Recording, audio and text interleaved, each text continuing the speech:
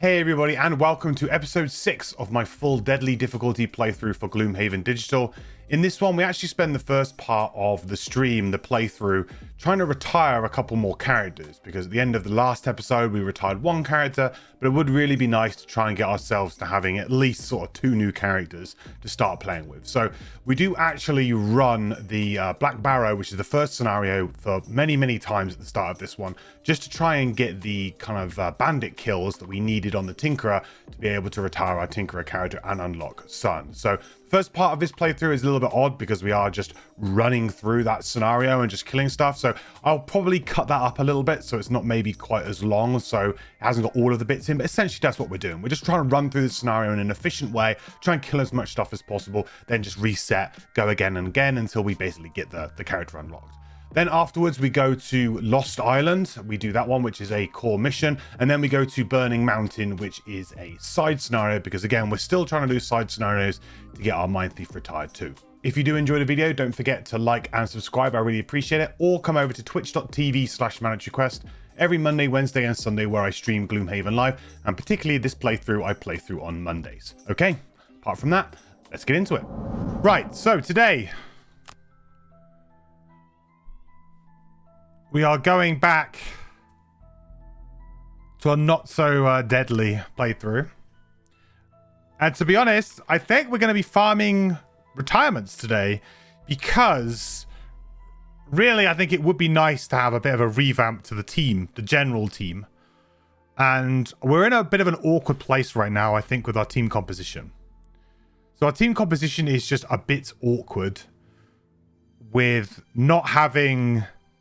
Now we lost the crack heart, we lost quite a lot of damage, and we lost like our big AoE kind of stun. Like we basically lost out on lots of our little tricks that we were using before. So now we don't have that. We're going to need either another character to fill that role, which is going to be very hard from level 1, or we just need some kind of raise the general standard of our team, which is what I think we're going to be doing with the retirements. Because if we can retire the Tinkerer and the Mind Thief, we will get Sun and we'll get Eclipse. And I think that actually puts us in a really good place, because then we've got, Eclipse, who is, as we know, pretty broken. But we've also then got Sun, the best tank in the game. So we've got that kind of frontliney kind of aspect that we lost a bit from Craig. Let me get rid of you. That was from when I was doing some filming. Get out of here.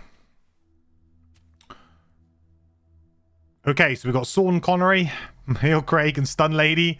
So what we need to do is we need to just work out exactly what quests we need to do today. So we got 20 bandits or cultists. Should be really easy. We could just run Black Barrow. As boring as it is, it will get the job done. So we could just do that. This is the most important one to unlock for us right now, to be honest.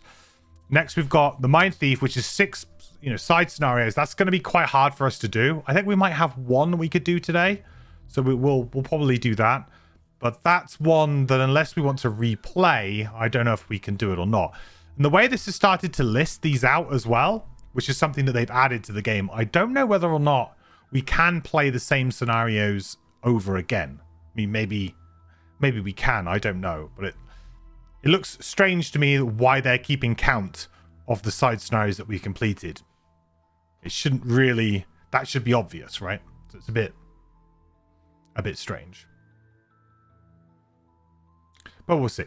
So the easiest one for us to do is this, and we could literally just go to Black Barrow and we could just farm the first room to try and get to 20. So there will be 6 in the first room with 3 of us. And we could basically just do that twice and we get there. No, we need to do a little bit more than that. We'll probably need to maybe go into the second room one time as well. Sure, why not? All right, it's 1.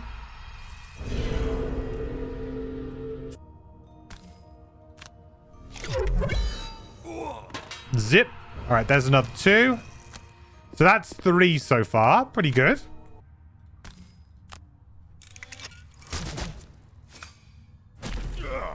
No! All right, well, he's going to die to his wound. Quick. Best use of bottom of toxic bolt ever.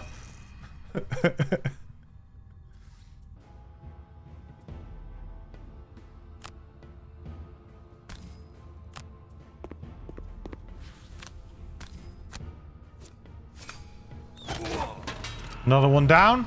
So I need to kill... If I kill 2 archers, then we're good, I think. Or the bandit guard, I guess, as well. Like, so I just need to... If I kill 2 more.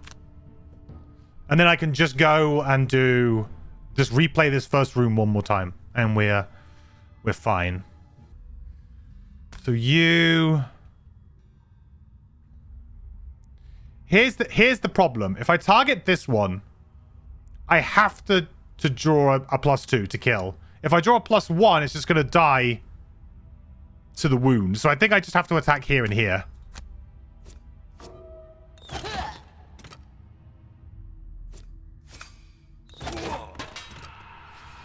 What? That makes no sense.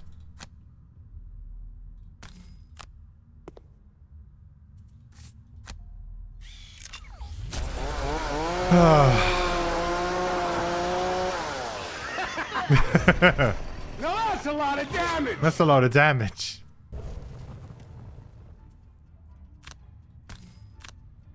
Right, so what are we doing? We're just punching. Helping out a little tink. Oh, there you go.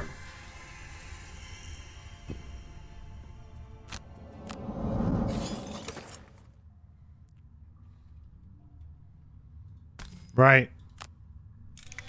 Get him, Tink. Now, there's one. How many more do we need to get? 5 more. No, that's a lot of All of them. damage. That's a lot of damage. That is all of them.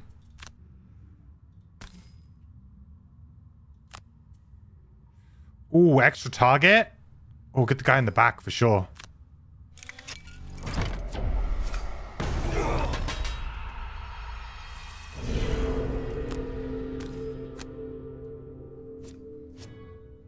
There it is. One more. Here's where that curse comes out now, right? Don't have a double attack, do I? No. This is going to be fun.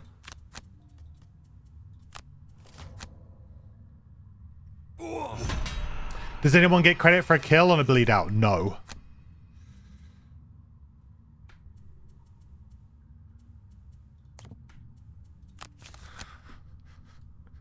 Speaking of which...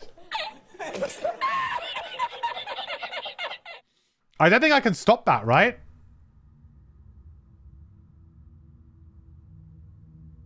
I can't go before 15. I guess we're opening the door.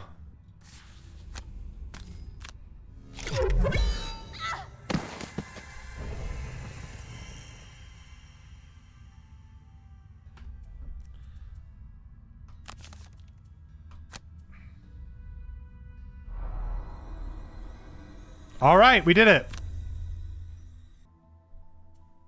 All right, announced retirement.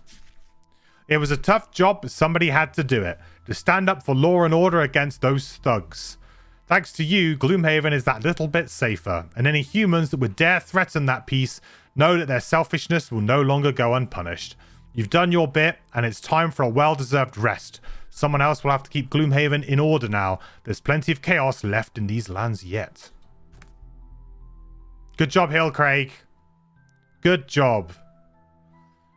785 damage done. 55 enemies killed. 2 exhaustions. 248 done. 248 healing done. Scenario win rate 61.9. That's going to be... Like, the scenario win rates are always going to be skewed now because we're just abandoning quests, but... Not bad. I like the Tinkerer. I think Tinkerer is a good character to start your campaign with. Everything's always uphill from there then.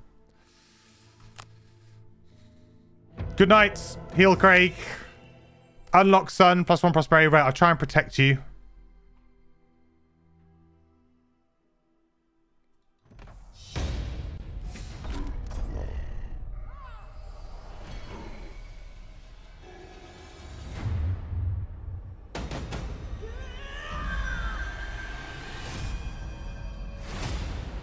Sunkeeper unlocked.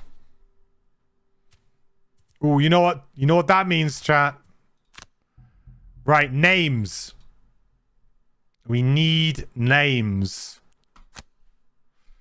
So, ideas in chat, and then we'll make a poll.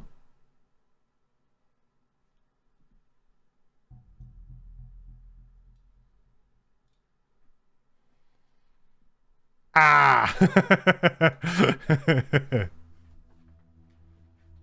Sunny? We have had Sunny before. Sunny was what we called, I believe, our one before.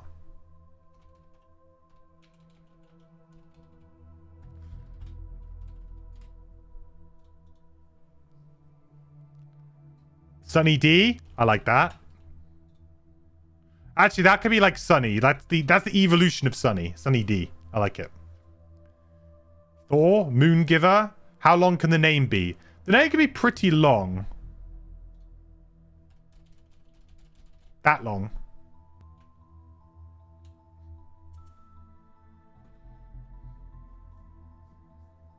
Better than Craig? Never. Warden of Horny Jail.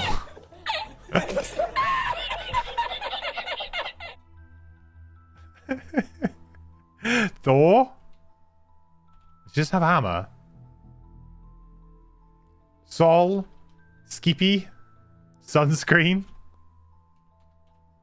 not Eclipse. Okay. Sherman.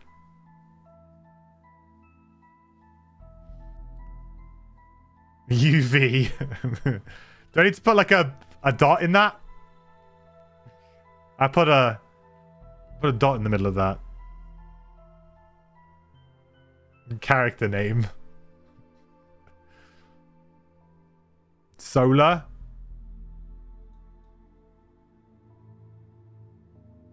Scorchio.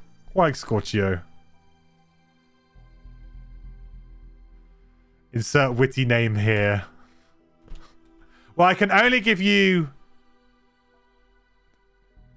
5 different ones. Helios is like an actual real name.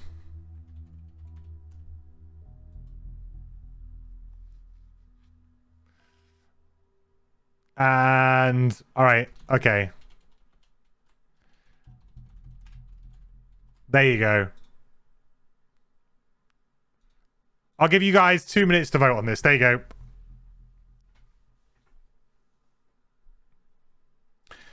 Right, vote for your favorite Sunkeeper name.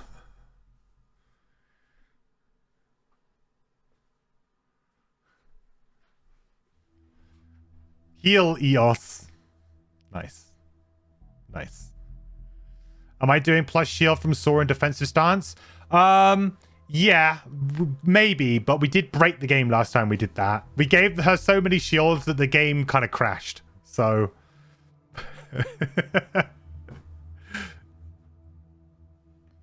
so maybe not. I mean, we can get away with 1. We can get away with 1. But I don't think we want to go like 3, 4 shield up, because last time that crashed the game.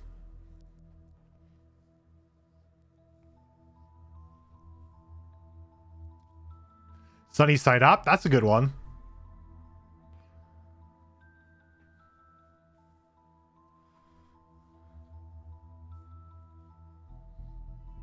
It's close. The voting is very close right now. You got up to 6 shield with no problem. I can't remember what we were on, but we basically tried to get as many shields as possible. So we also played all of the actives. So we had both cards. We had defensive stance enhanced. We had like the actives as well. So we had Bright Aegis up. We had the other shield card from Saw.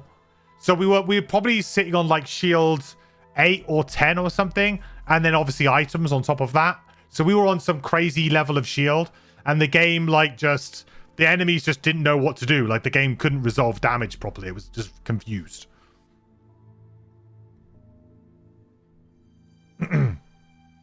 Sunny D barely wins there.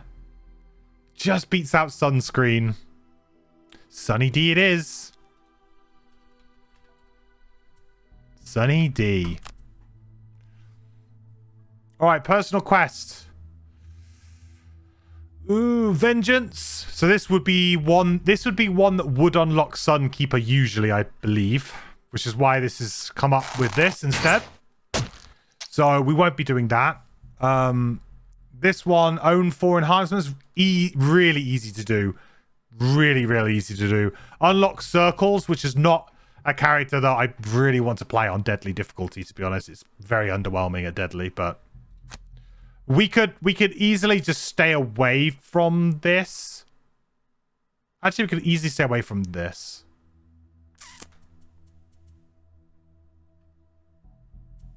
No, let's do augmented abilities. Just in case we change our mind. Caraloose, thank you so much for the follow. Welcome to the quest. Hope you're doing well. Welcome in. Isn't Vengeance Envelope X in physical? Yes, but it's Sun in digital because there is no Envelope X in digital. One of the key difference.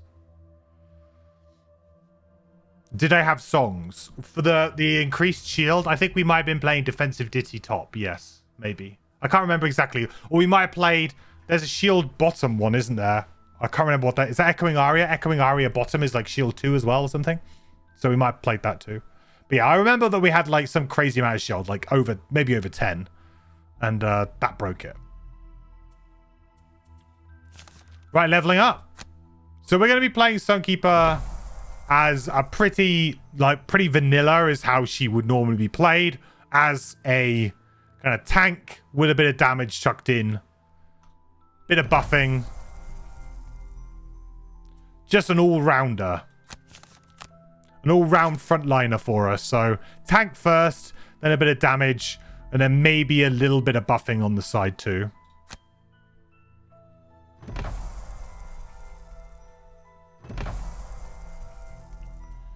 So we'll take Mobilizing Axiom here. Burning Flash is not a bad card.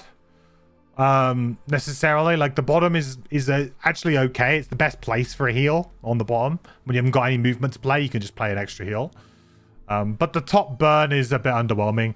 This is great because it generates an element. One of the biggest problems this character has is generating her element. So I pretty much just take anything that's got her element on it in a usable action most of the time. So Mobilizing Axiom is a pretty easy choice. Nice initiative too, 23. Not bad. Right, level 3. So ignore negative item effects. Definitely. That's one we're going to get. Probably ignore negative scenario effects too. Just because we got bosses coming up and there's some in the main story coming up. And I'll get rid of consistency. There we go. Right. So we have 60 gold to play with. How much is the enhancement? 60. All right, so we ain't getting it quite yet, chat. We ain't getting it quite yet. We'll definitely outfit ourselves first. So we know we're going to need to save 60 gold. Should be pretty doable in like 2 scenarios for us.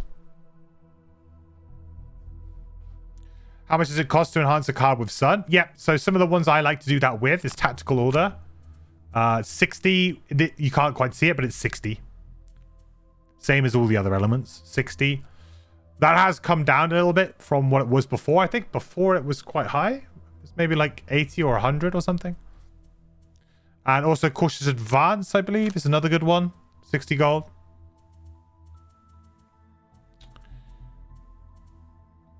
Okay, so let's go shopping. Yeah, so much nicer than 100. Yeah, it's much better. Much better.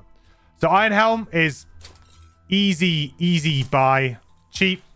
That's exactly what we want. We'll look to buy the best armor that we can, which is chainmail at this point in time. So chainmail, welcome aboard. Leg items are pretty important with this character because we're going to be losing movement. So we are going to be needing a pair of boots for sure.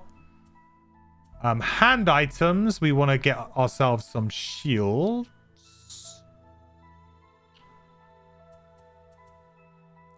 don't quite have enough. So actually what we'll do is we'll leave the hands for now. It would be nice to find some better shields, actually. So let's go for a let's go for small items instead.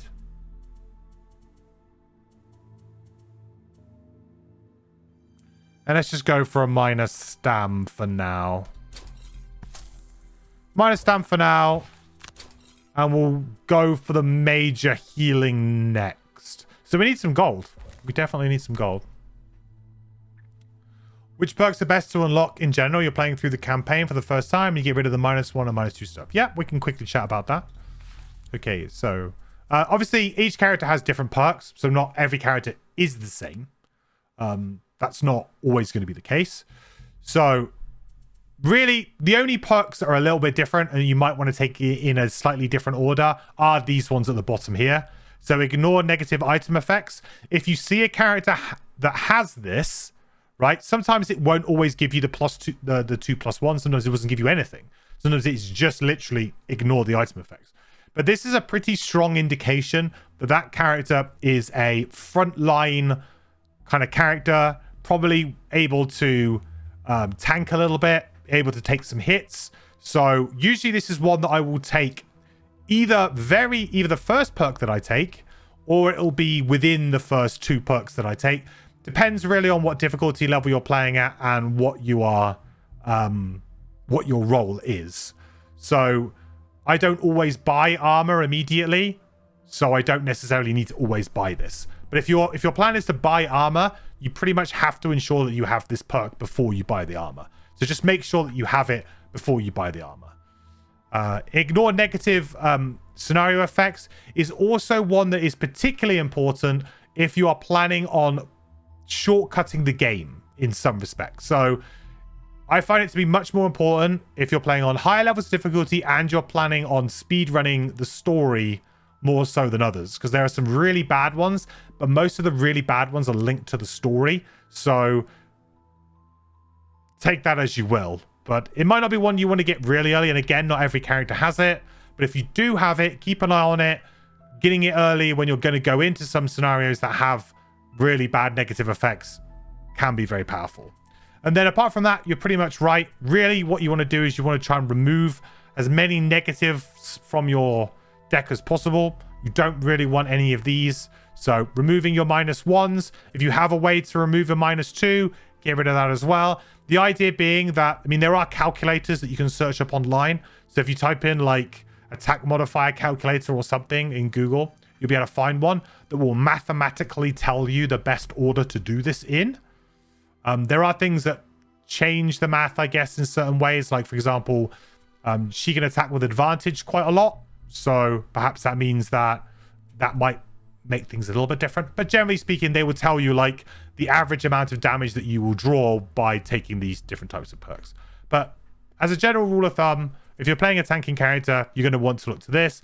If you are planning on doing mostly the story missions, I would suggest maybe looking to get resilient, because there are some really nasty ones. And then you're really going to be just going almost top to bottom. Most of the time it's almost top to bottom. So consistency. Dust is one you don't want to do until you've more weighted it this way. So don't remove the cards until you have kind of got the deck into a positive place. Because in an ideal situation, when you're level 1, you're actually really happy to just draw this, right? If I attack for 3 and I draw this, I do 3 damage, right? There's nothing else going on. And that's nice to know. It's nice to know that you're going to do the amount of damage that you want. You don't really want to be reaching for damage, but also you don't want to be missing or doing less damage and not killing something because you draw negatives. So, like, in an ideal world, if you could always get the number that you have on your card, especially early on in the game, you're pretty happy about that. So that works out quite well. So I wouldn't remove dust, because actually, if that was like your first perk, for example, now all you're doing is making your deck swingier. You're making it so you're going to maybe draw -1s or +1s more regularly, or these other cards more regularly, right? You're removing these, meaning that you're not necessarily going to do what you think you're going to do. And that's bad, because you're going to be looking at an enemy going, oh, he's got 3 health. I'm doing an attack 3. I want to kill it. So that's where like dust is really one that you do probably after you've done, like for this character, I'll probably do this twice. Then I'll probably do this. then I'll probably do this. Then I would maybe consider doing dust. Like that would probably be the ordering. Might not be statistically the correct ordering. I'm sure if you look online, there might be a statistical correct, but that'd be my general sort of advice. Hopefully that kind of makes sense. Yeah, that was your idea, Lisa. Exactly. It's all about mitigating the luck in the game. So, you know, I would much rather play with a low amount of RNG than a high amount of RNG, which is why I don't go for this perk early. Because all you're doing is potentially making your deck swingier. Shield perk is solid too. This one? Yeah, not too bad. With the new changes as well. So with the new advantage changes, the rules, so they're going with the Frosthaven rules now. So if you're playing with if you are playing with this house rule, this makes rolling modifiers much better, especially on characters with advantage, and the Sunkeeper has a lot of advantage. So I actually think that those modifiers do go up in value now because we're playing with this variant. Whereas before, you actually sometimes didn't want to necessarily go for them because you attack with advantage so regularly if you're using like hammer blow and stuff. Can you ask a question? Of course, fire away. Berserker has that perk, but you never bought the items that give -1s for that class. Hawk Helm and Sacrificial Robe or something is much more appealing than +1 shield. Yeah, so there's again, there's characters. So if for example you're playing Berserker plus somebody else who's kind of a frontliner, you can focus on more as a damage dealing character, right? You don't necessarily need to worry about that. Which is why, like, I would, to be honest, with her, I would quite often go for something like a invisibility cape because she's more likely wants to play very aggressively. So you want to get into a good position to kill something, and that can sometimes leave you in a dangerous place. So invisibility cape kind of solves that problem. You just, yep, I can be aggressive. I can hopefully kill something, but then I can go invisible, and that sort of suits that character quite well.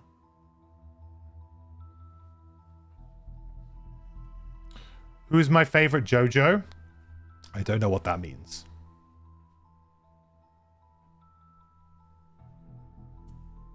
I don't know what a JoJo is.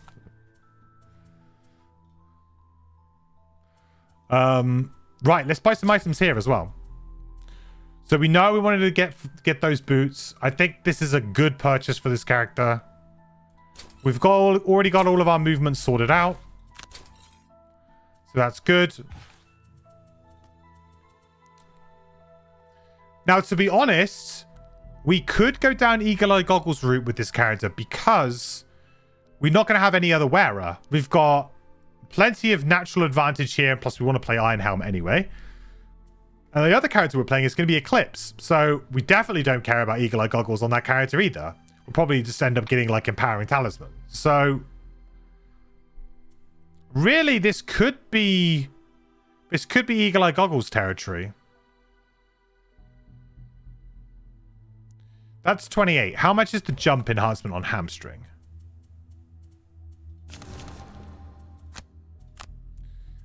Ooh, 5 gold short. Okay, well, let's buy the goggles then, and then we'll probably have enough from one more. If we focus on it, I'm sure we can get enough next. All right, there you go. So this is a good example of when goggles can be quite good on this character.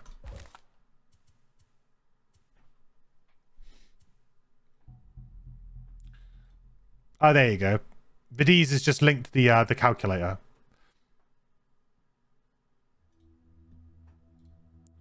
I personally don't use the calculators because, I mean, I don't feel like I need to, you know, min-max to that level to play the game and to enjoy it. But if you do really want to know, like, statistically, what should I do? It is very useful.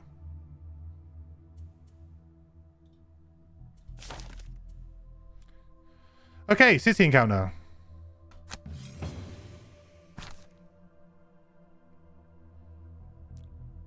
Right, let's do a vote. I think it's good for new players. Yeah, sure.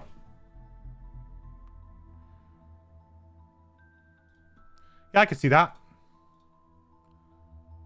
So my only concern with using the calculators is it does take some of the, you know, like some of the like the mystery out of the game, if you like some of the exploration.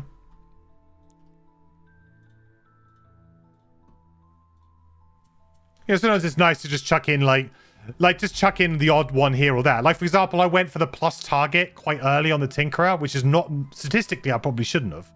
But I went for it, and it was quite fun. Like, it actually worked out quite well. So, use the calculator to maybe get a base of understanding, but I wouldn't really say to, like, have it open all the time as a new player, right? Okay, you awake in the middle of the night to the sound of alarms ringing in the west. You recognize them as the warning clangs of an attack on the wall. Any force bold enough to assault the defenses of Gloomhaven can't be good. For a moment, you are grateful for the prolific number of guards defending the city, but still there is always the possibility that the guards may not be enough. Do we go aid in the defense of the city, or if the guards are distracted by an attacking force, now would be the perfect time to steal some valuables. Everyone going steal. Steal, steal, steal. 3 people are saying steal, but only 2 votes for it. I think that their words don't match up. Somebody's lying. All right. Well, everyone was very noble and said go aid in the defense of the city. So, but this is definitely a really good reward. Definitely an excellent reward. So you rush towards the west gate, eager to fight back the invaders. As you approach, you see a mass of vermlings climbing over the wall and attacking the guards with daggers and arrows. You yell and charge into the battle. It is a rough fight, but you emerge victorious, covered in fur and blood. The citizens of Gloomhaven remain safe, and the town is free to grow and prosper. 5 XP plus 1 prosperity. Nice. Very good. Okay, side mission time. Lost Island, or it's not Loot Island. This isn't Loot Island, right? Don't think so.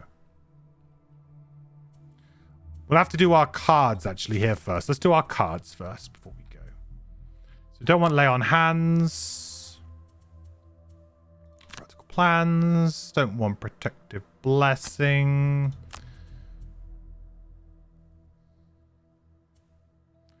Oof, don't want brilliant prayer, that's for sure.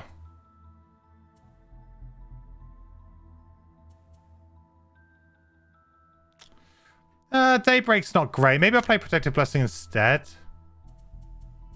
This seems about right for me.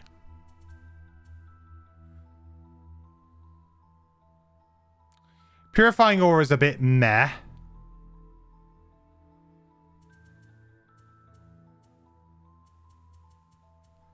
I think that's okay for now. There's nothing here that I super want. I guess Glorious Bolt bottom is quite a nice little attack. It's nice to have a double attack, but the top is really underwhelming. So whether or not strengthening our allies and maybe doing some retaliate. I mean, retaliate can be quite nice. Beacon of Light is sometimes quite good for trying to get the light going early on, but I think we'll be okay now. Now that we've got Mobilizing Axiom, I think we'll probably be okay. Dazzling Charge as well. It's another light generator. Sometimes that is worth to bring. Lay on Hands. Loot 1 is big in this one. Oh, right, because we're playing Loot Island. Right, good call. That could get us very, very rich. Kikiaki. Don't know if I said that right. Thank you so much for the follow. Welcome to the quest. Hope you do well. I'll just call you Kai. There you go, Kai. Thanks, Kai.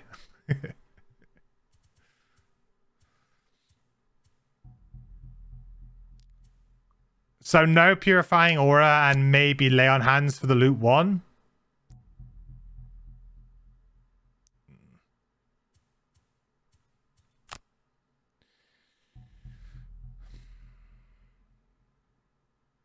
Yeah, okay.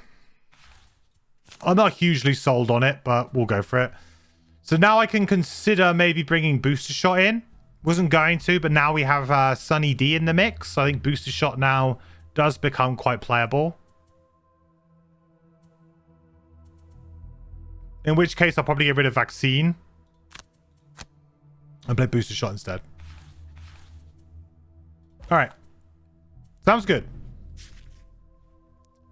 There are many undiscovered islands in the Misty Sea. Most are not worth finding, But still, you're confident that you will find vast riches on this particular one. That's what I'm hoping for. It's okay. 2 XP for the top is okay too. That's 2 free XP. Is this a core quest, not a side quest? This should be a side quest. You follow the signs until you spy a small mass of land on the horizon. The landmass doesn't get much bigger as you get closer. Just a simple piece of earth jutting out of the water, covered in trees and large rocks. On the opposite side of the island, you see the remains of a derelict ship. You drop anchor and paddle to dry land. As your feet hit the sand, an arrow whizzes by your ear, and another grazes your leg. Readying your weapons, you see numerous vermlings scurrying about in the underbush, preparing to attack your position. And then you hear the roar of a bear. Bears? Why did it have to be bears?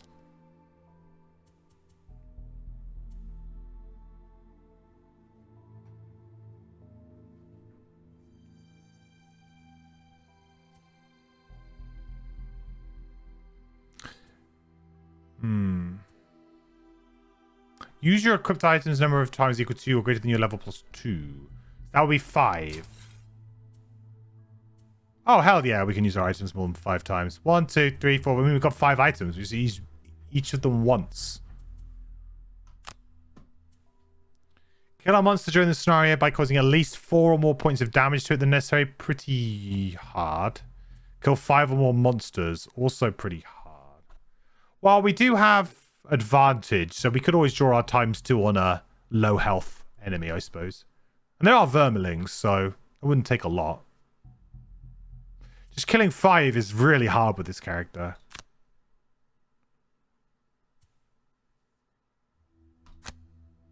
Okay. That all seems pretty good to me. I'll make that little purple thing go away. There you go. Alright, lots of loot.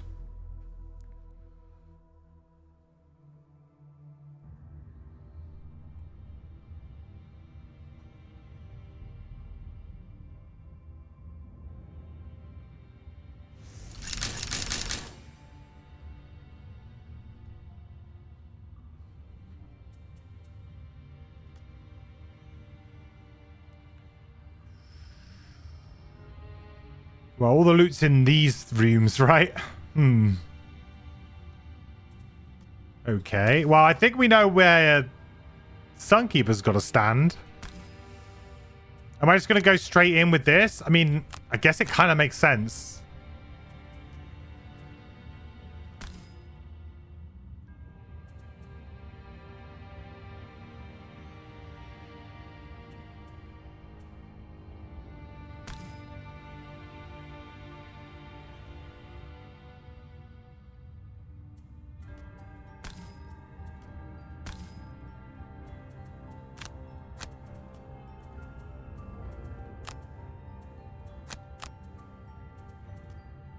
Well, we're going to have a very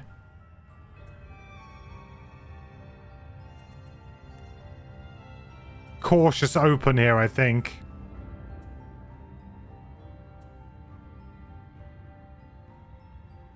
The only problem being that I'm going to take all the flak on the sawbones. If I go on 8...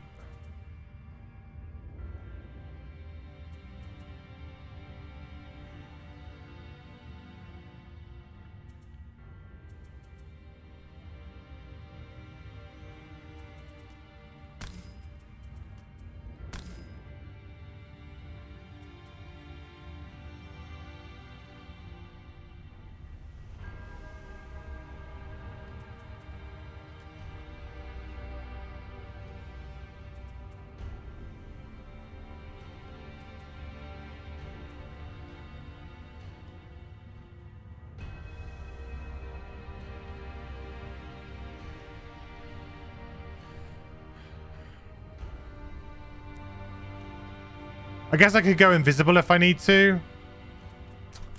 Early invisibility cape doesn't seem great, though. Doing a ranged attack. No, it's not very nice. Lots of loot until the vermlings steal it. Well, hopefully we can kill them quick enough. That's what I'm hoping for.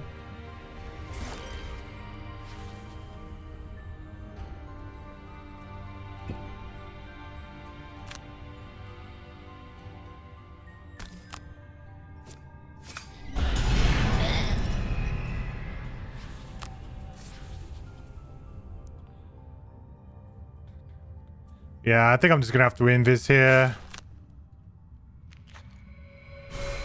I'm pretty sure I'm gonna want to have reverse edge back. We're just gonna use all of our items pretty early. May as well use them now. Much rather get off to a very strong start than flounder around and take a load of damage and get in trouble. Always best to use your items aggressively, guys. You can't use them if you're dead.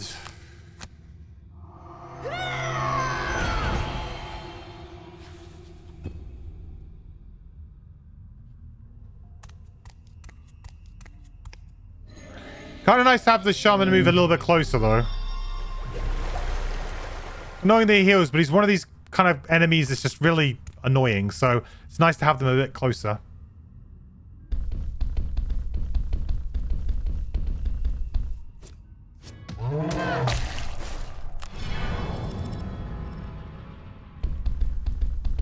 Yep, even free shield ain't gonna do it. And here comes the poison too.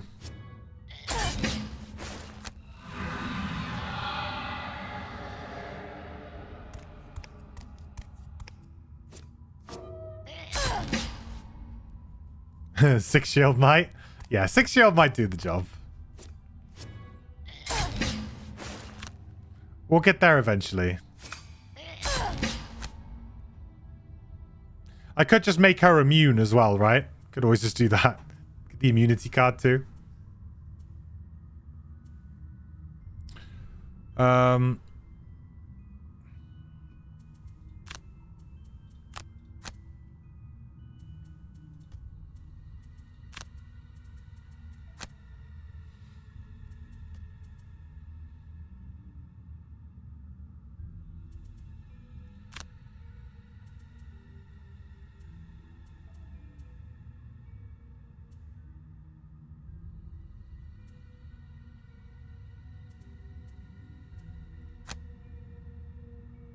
Gotta be a bit careful with how I play this.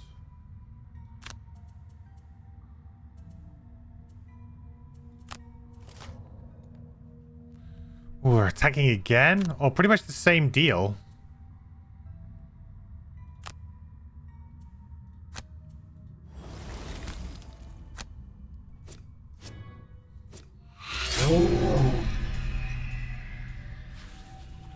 Hey, 5 shield mobs? Yeah, they are very annoying.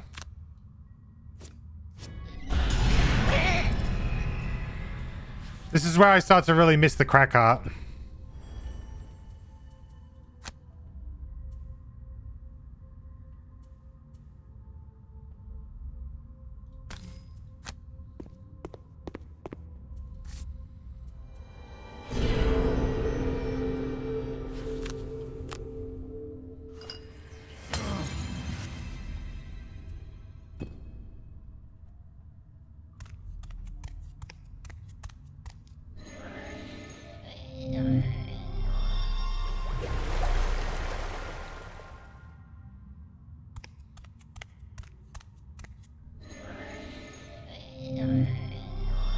I think I might have made a bit of an error here with my movement. Yep.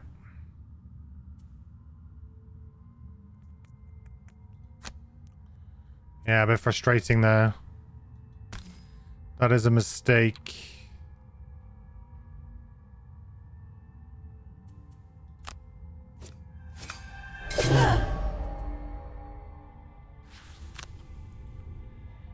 I don't know why, but for some reason I thought I could get in there. I forgot I haven't got the jump yet. So the plan was to go up there, but I sort of messed that up a little bit. It's okay though, we can probably make it work. Need to make sure that I am the focus here. Gonna need Holy Strike back as well.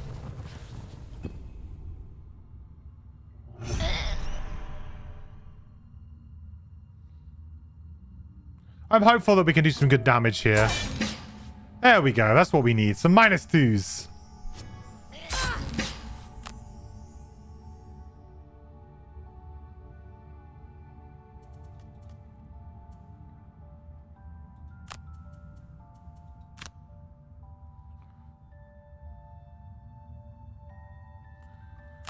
Might need to like cranium overload this guy.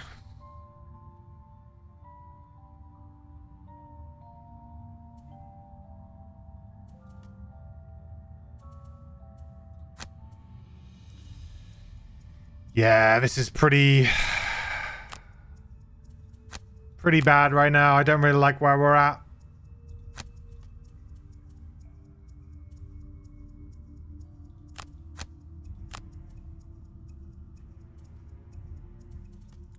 I can handle a few of them, but not all of them. It's a very scary room to begin with, right? This particular room is really scary to begin with. Okay, they're just looting. That's not so much of a problem then. So I can kind of ignore them a little bit. Don't need to use the boots.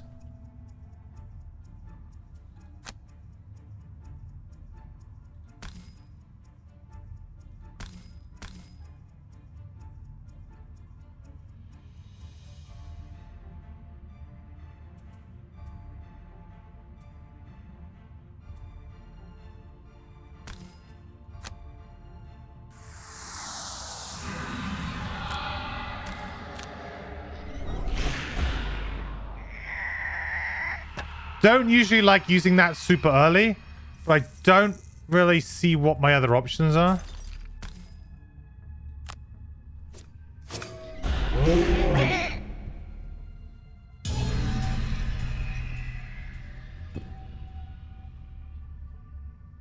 Is there a way to know who will be the target of attacks?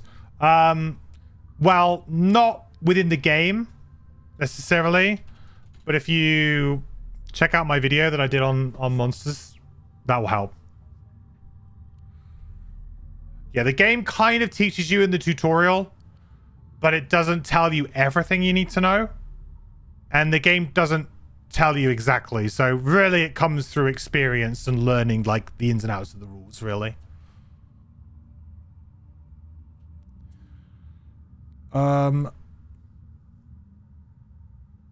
I don't need light this turn, do I? No.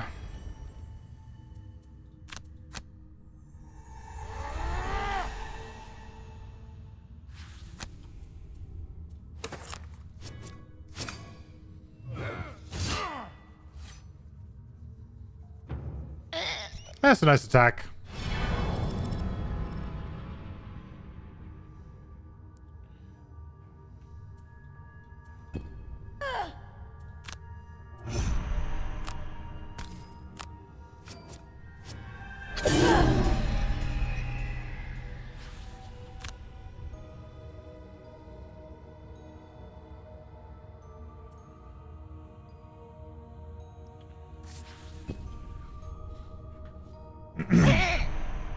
Can you play this with a group of friends? Yes, absolutely. Yeah, up to 4 players can play at the same time. Each controlling one, or if you wanted to, you could have, 2 of you controlling 2 each, or 3 of you controlling 1 each, or three of you, 1 of you controlling 2. It's a maximum of 4 kind of mercenaries, if you like. So you can do that any which way in multiplayer. And in fact, on Sundays on this stream, we play multiplayer. The tutorial you skipped? Yep, that one. I do encourage people to play the tutorial. Very much so. It is a very nuanced game. And although I don't think that the tutorial in digital is perfect, I do think it does a pretty damn good job.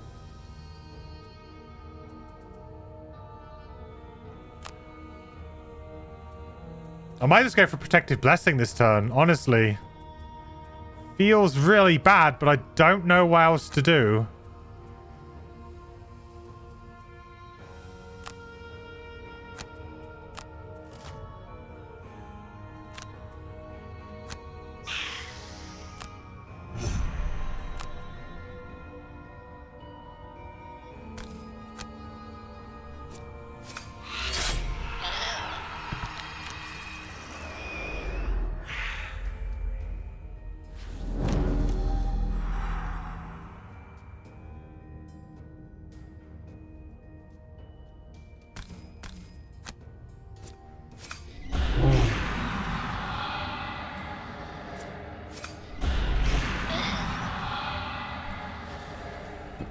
I'm burning cards quite aggressively here. Maybe not the one, but we'll see.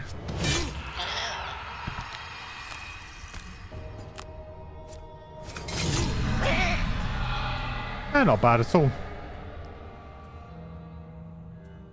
I have an attack next turn? Really?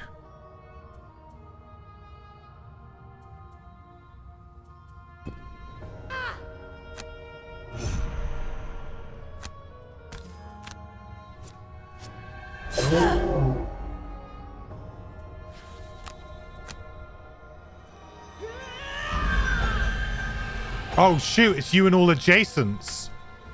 Why did I think that that was just that was a global? No, I don't want to do that. For some reason I thought that was a global. It's not.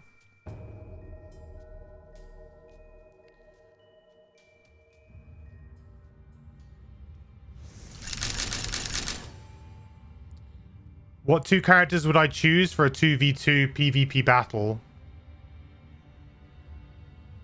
Well, this is the problem. The game's not very well suited at all for player versus player because they're too good. Mind Thief would be the best character in the game, probably.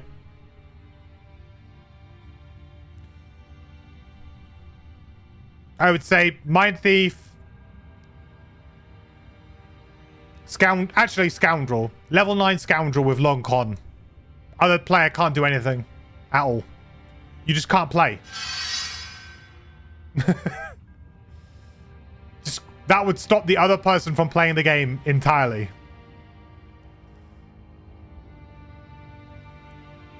Kai, thank you so much for the sub. I really appreciate it. Welcome to the adventuring party. I really, really appreciate it. Welcome. Hope you're doing well. Welcome to the quest. Night Shroud Perma Invis. That's true. But they wouldn't be able to do that much damage. So you could kind of outlast them in a way. Because their kills wouldn't work on players. Well, otherwise it'd be dumb. But this is why there's too many. You'd have to completely rebalance every single character to be PvP focused. Like, which would mean removing invisibility. You'd have to give like every single character the same initiative as well. Every character would need to have the same initiative so that it was fair. That it was more of like a fast, slow, fast, slow. You could guess what initiative your people were going to go on.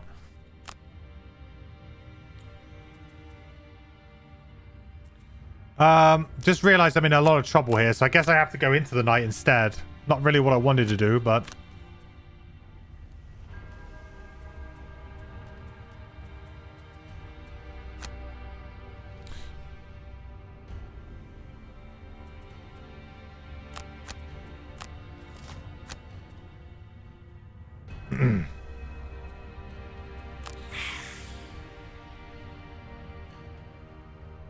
Doomstalker says no on those invisibles. True, Doomstalker would be the hard counter. But Doomstalker would also just die very, very quickly.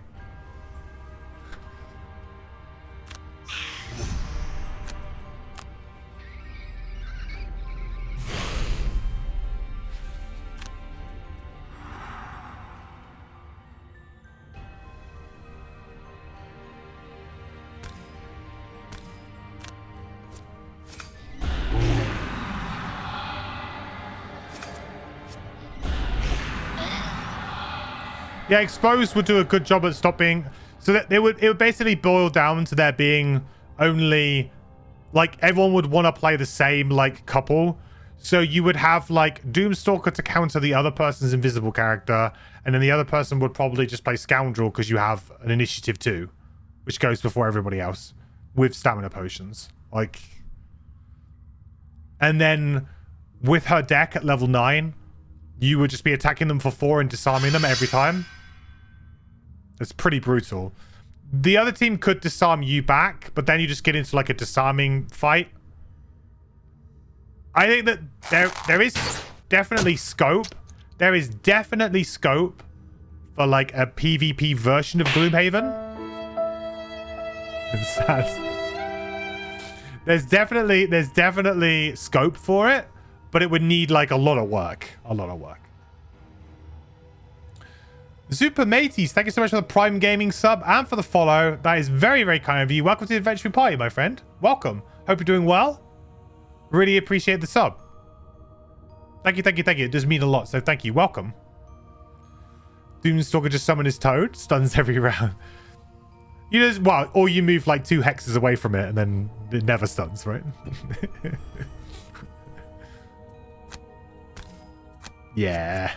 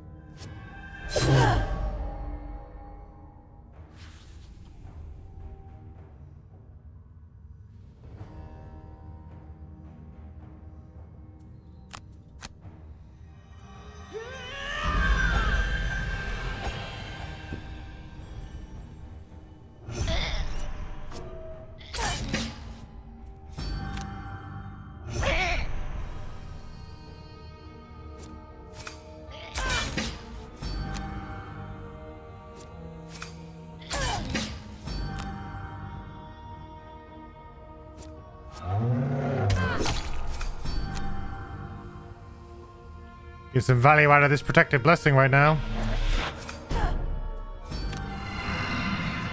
That was probably what, like 2 burn cards? So I think it was pretty much worth it.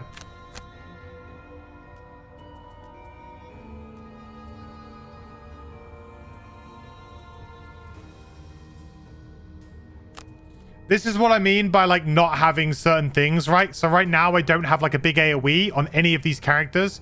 So it's very difficult for me to kind of deal with a situation like this. I'm very single target focused, and that's going to be the problem with our party going forward, I think. Because absolutely going to be the problem.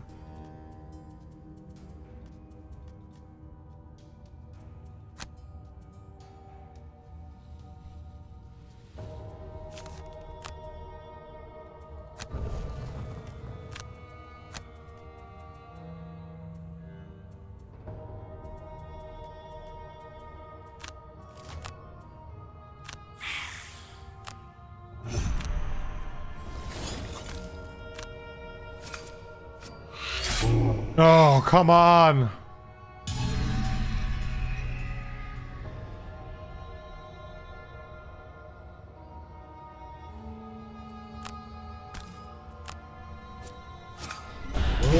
Help me. Been catching up on the playthrough on YouTube, so now you can finally watch live. Awesome, dude. Well, welcome to the live stream. So today we have just been working on the retirement, so to get Sun retired. This is what we wanted to do. And then now this is like our first like new mission, if you like, today.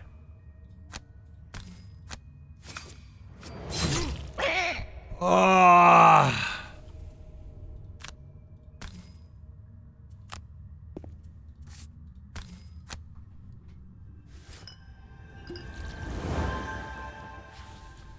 Could you not?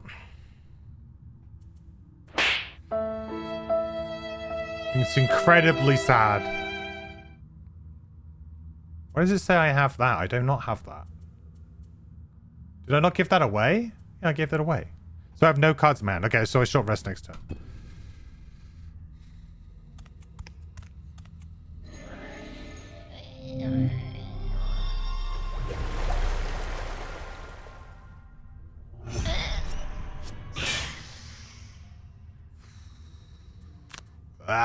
This game might be lost.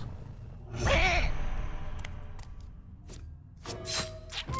been a while since we've lost one.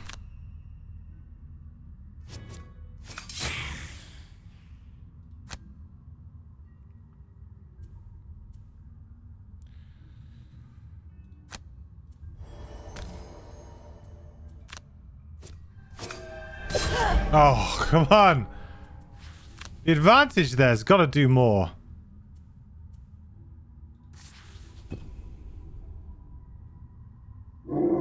First room's pretty hard on this one. Yeah, it's really rough.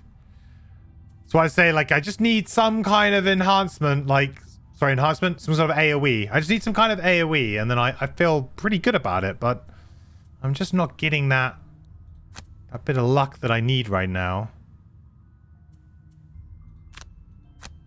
Okay, so we're gonna kill this. Kill this, kill this. Run away, do some damage to this maybe. Go and hide in the corner or kill this. Here. You hate to see that one go.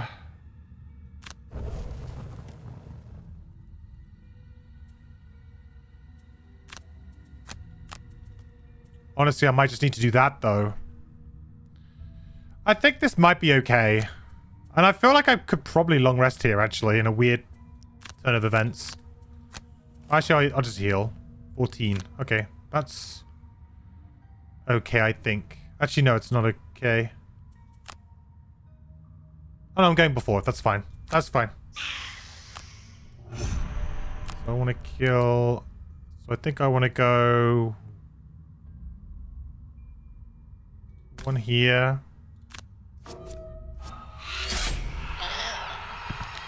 Here. Oh! Oh my god! What is going on?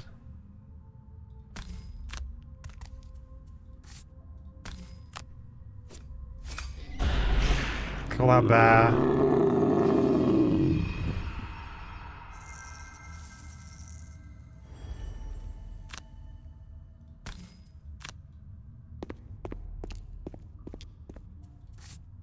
Move to here. Put the prevention is key on. Avoid all of those shenanigans. So I could do a pretty good attack next turn. I could short rest and get prevention is key back again, but I don't think I will.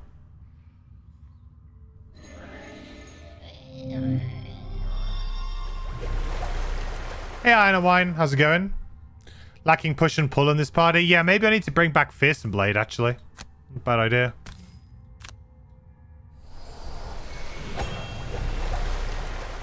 Kind of important that my Mind Thief doesn't just bleed out. So, you know, we'll take it.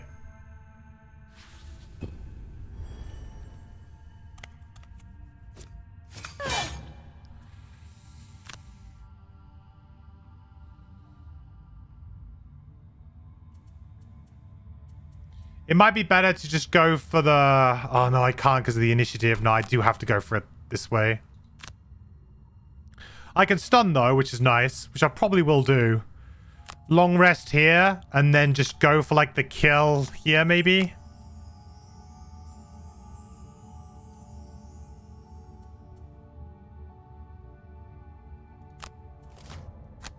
Okay, healing again. That's pretty good. Don't care about that. I think I can probably do this. Strengthen.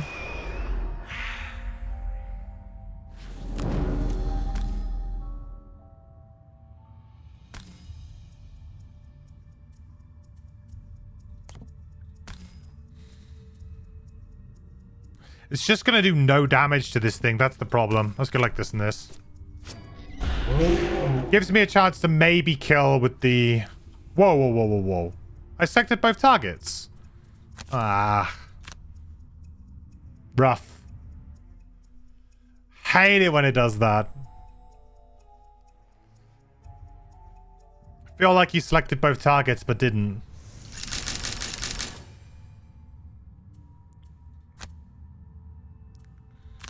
Okay. We know we're long resting.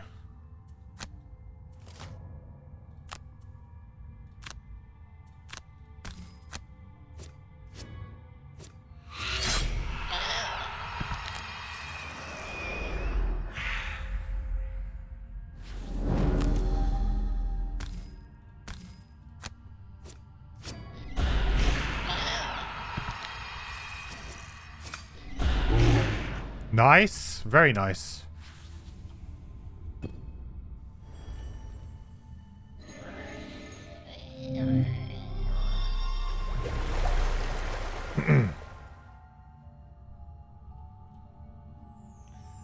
You like how they added the confirmed targets in the game? It's still easy to do that, yeah. Yeah, I breeze through the game very quickly. I mean, it's my own fault a lot of the time because I just... Like, I play the game so quickly. I can take that. Nice. There we go.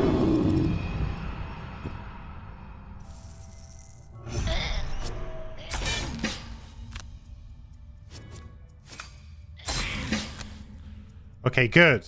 Good. Still got to worry about this guy, though. Still not quite sure how I kill him. But, sure. I mean, we want to keep the lay on hands, but it really is the worst card. It is so bad right now. Might just have to sacrifice it just so that we can kind of win. Because everything it's bad. I could probably get up to like my max health just through general heals and long rests and things. I don't have any invisibility anymore though. And I've got what, living spirits in the next room, I think? I think it's just living spirits all the way home now, I think.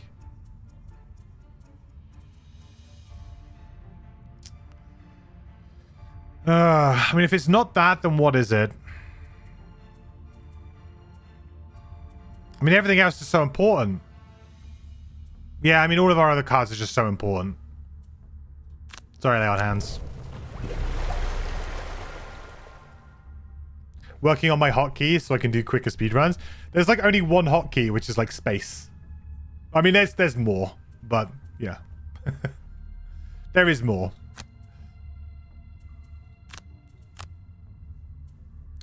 Started the scenario, didn't mention anything about spirits. I thought this was the one with spirits. Is it not? Or am I thinking of a different one?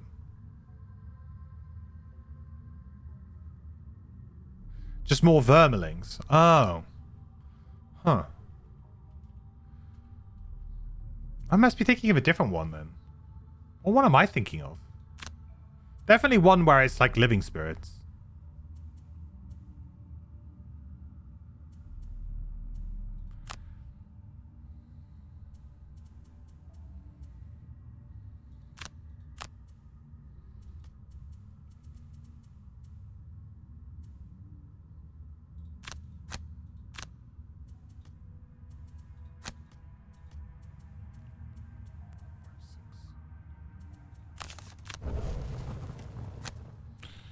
Oh, we're already pretty low on cards. Don't like it.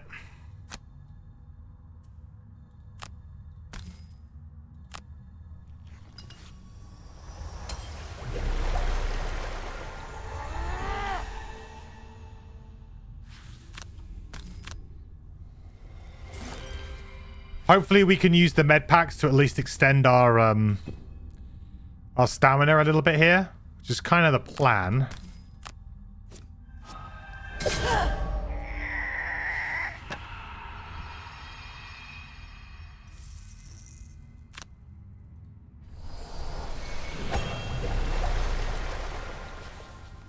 All right. I guess that's that problem solved.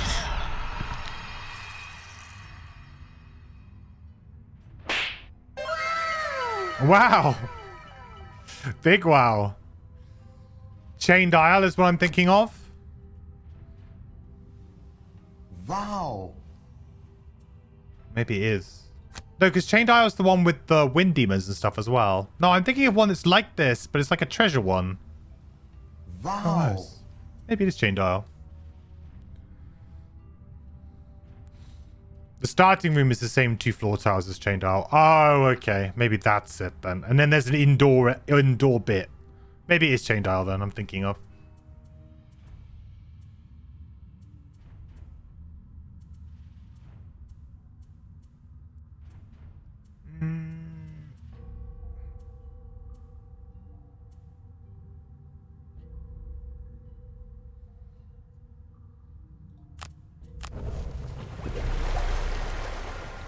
Just got so many better uses.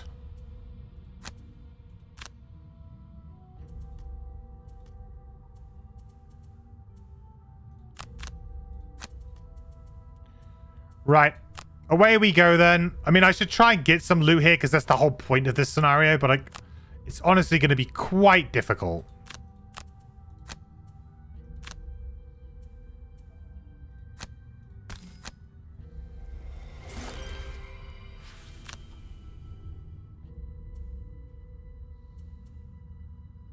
I could just try and do a loot one here.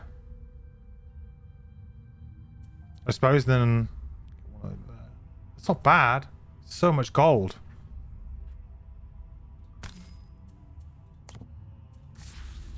Okay, I could long rest here. I could hang out here for a little bit.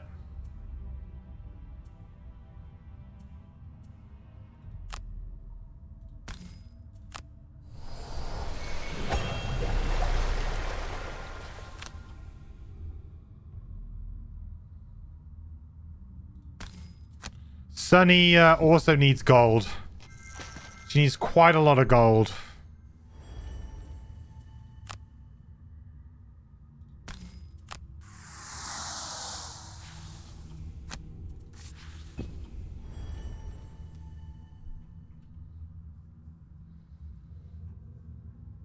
Underwater Lagoon has 2 smaller rooms with spirits. That's the one I'm thinking of. Underwater. I didn't think it was Chained Isle because I remember there being a tile just like this. It has like vermlings in it. And then you go through and it's just like maybe... I want to say it's only 2 rooms rather than this 3rd room. And it's living spirits and a golem or something. Maybe it's golems instead of vermlings. But there's definitely like a golem, living spirit. And then in the 2nd room, there's like just like living spirit elite and like a regular living spirit. And then there's some gold. There's quite a lot of gold. So maybe that's what I'm thinking of. Underwater Lagoon. Because Chained Isle I remember quite well because I've had some fun trying to beat Chained Isle.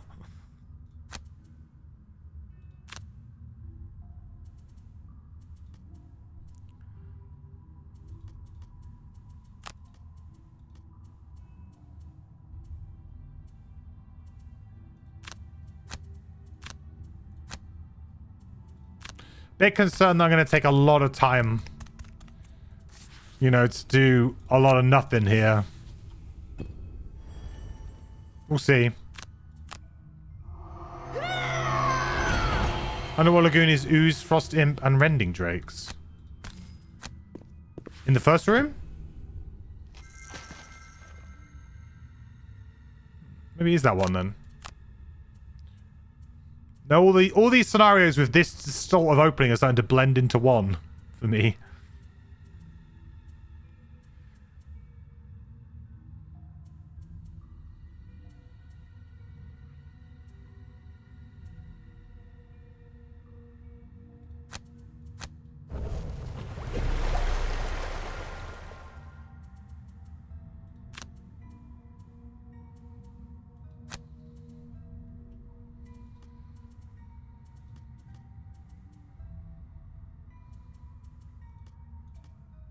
Oh, I can't do that. That would have been really good.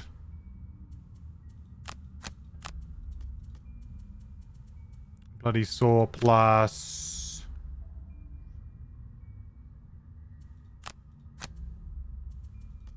$19.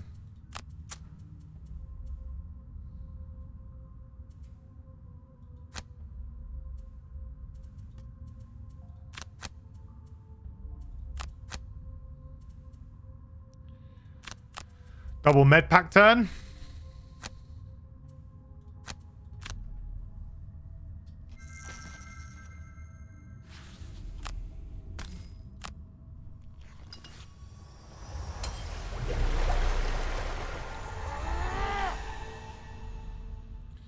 That's quite nice.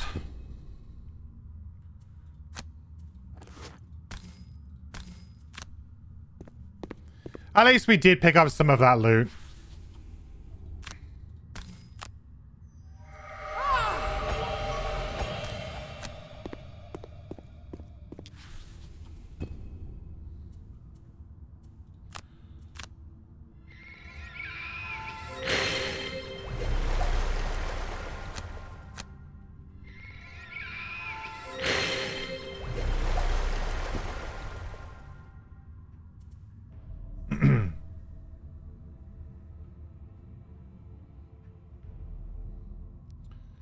Wrecked ship.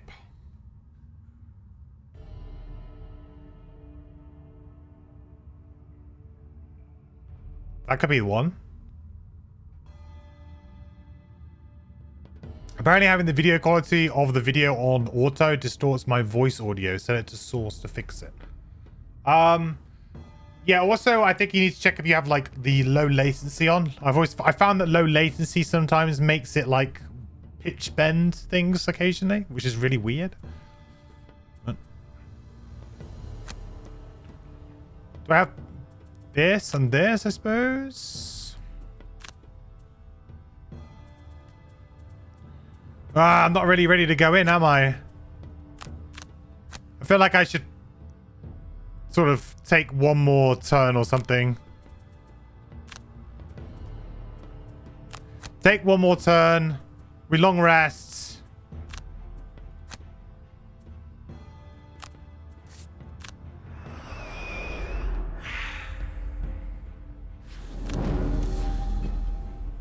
It's taking me a long time to get through these rooms.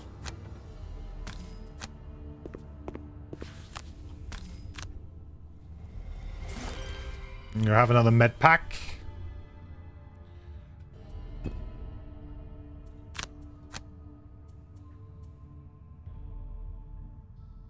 Dazzling charge could be quite nice. Empowering command. I feel like we're going to be too split up. 13 rooms for room 2, no worries. Yeah, we burnt a lot of cards in this room too, just to get stuff done. Look at this. Not very proud of that right now.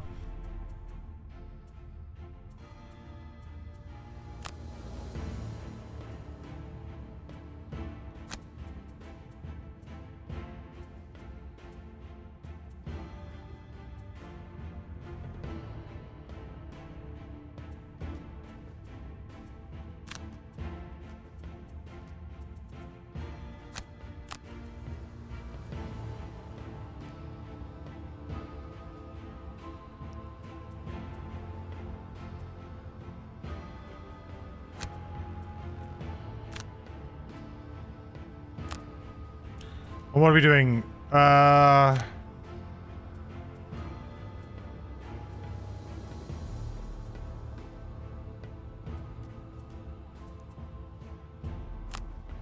Don't want to hold. If I hold back and I just get hamstring, I get hamstring back. That would kind of work, I think.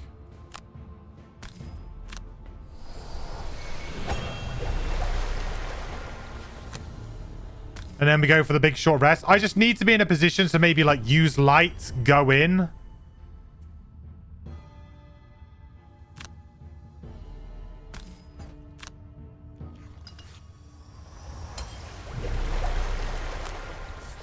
And then we go for the short rest.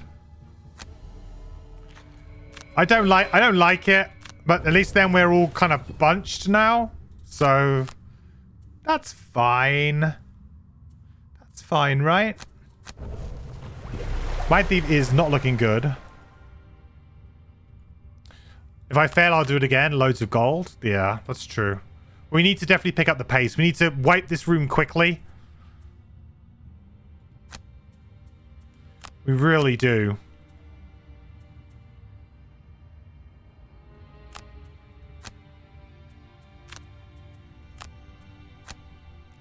All right, here we go.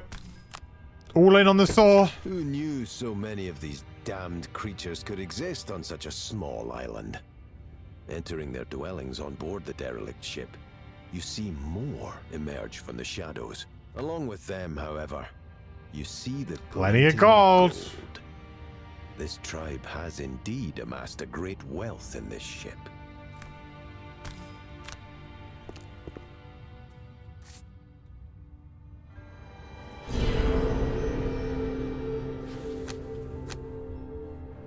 A great disarm prevention is key, though. That's pretty much as good as I could have hoped for there.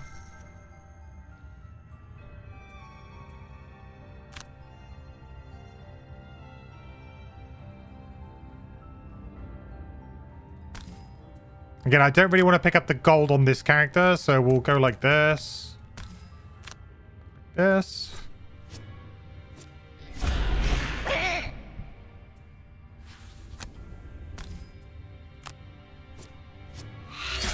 Let's see if we can kill one of these, shall we? Nice.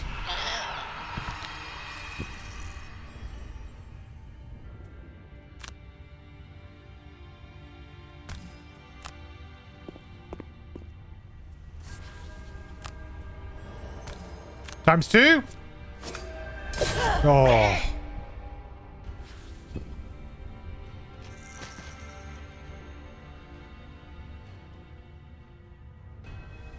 Next 2 rooms are not that easy.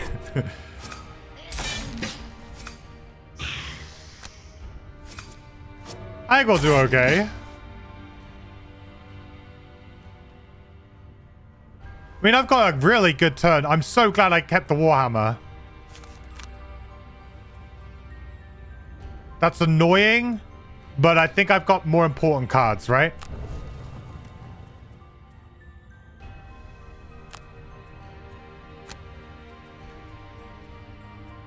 I think I got more important cards right now.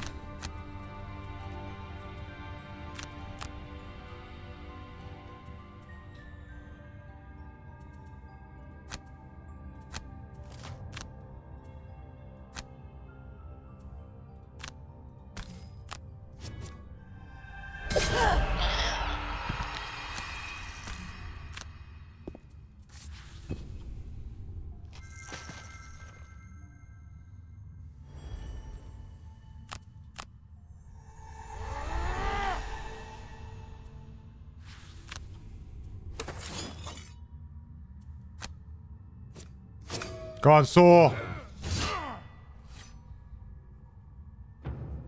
Good job. Excellent job.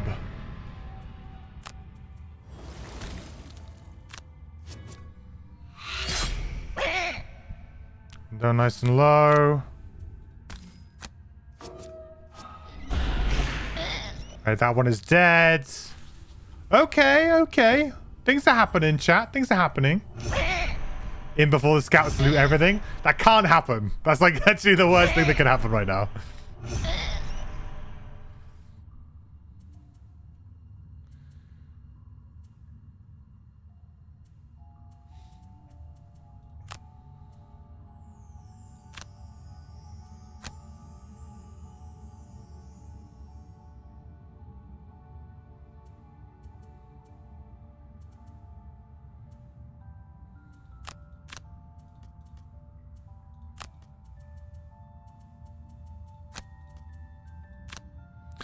Well, yeah, this is the problem.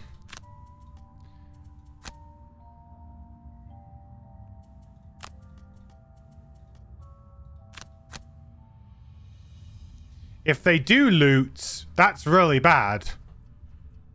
Like, I could long rest here because I have a free preventionist key, but then the loot just ruins me.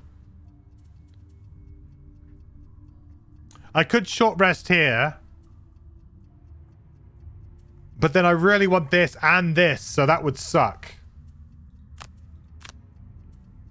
Alright, I think I can do that.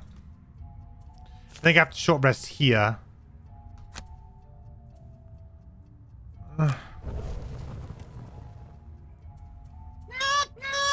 Don't like that either. Newt, newt.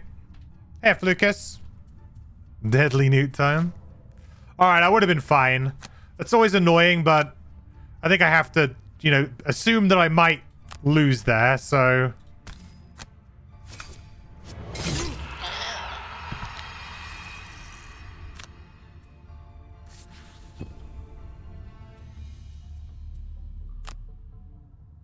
to assume that it was possible that I could have...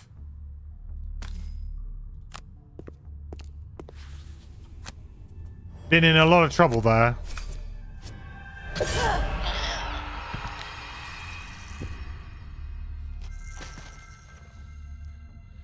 Okay, good. It's gonna take us 1 damage. This guy's gonna die. So we're on for that big loot 1. That big loot 1 is coming. Probably get rid of Dark Frenzy now, I think. Ah, I should have got rid of the Mind's Weakness. Why is losing the loot so terrible? Well, because really this is the scenario that you want for loot gaining. Like, you don't really play this scenario for anything other than getting loot, so... we would complete the scenario, but ultimately I could end up getting both my enhancements for my characters on this one if I play it right. I mean, I lost my loot on this one, so maybe not. But I could easily get my jump enhancement, which is really what I want. And I could even maybe stick a wound on prevention as key, and then it becomes ridiculously good. So then we're definitely moving in the right direction.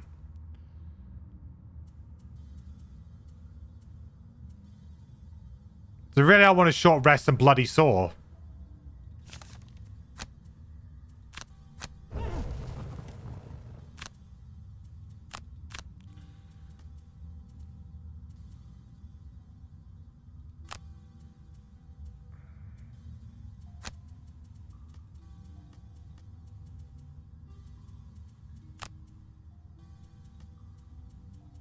And I want to go, yeah, 25 is probably about right.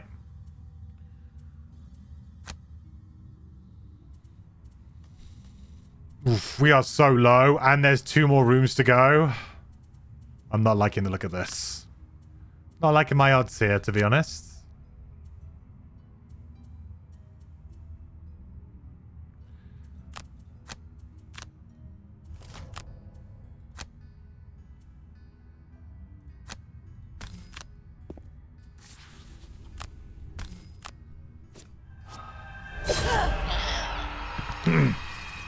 Even if I lose, you got the monies. I don't get the monies that's not on the floor that I haven't picked up. And that's why if they were to do the loot action, I wouldn't even get that. So right now, if I was to lose, I don't really mind, right? In a weird way, because I've got 45 gold already on this guy.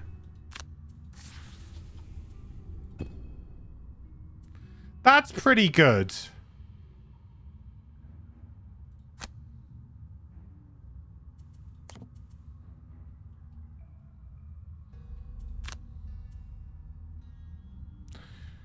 I can't remember what they were doing. Were they just attacking? I think they were just attacking. I could try and filter them through a little bit. Might be a good idea, actually.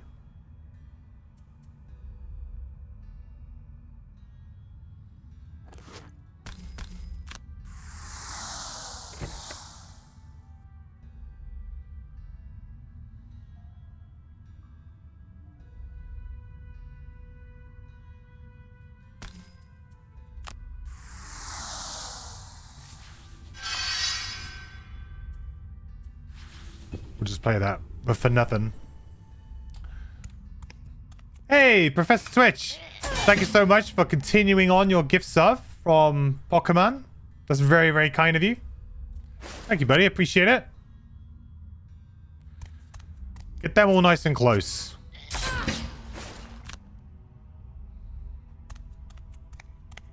There we go.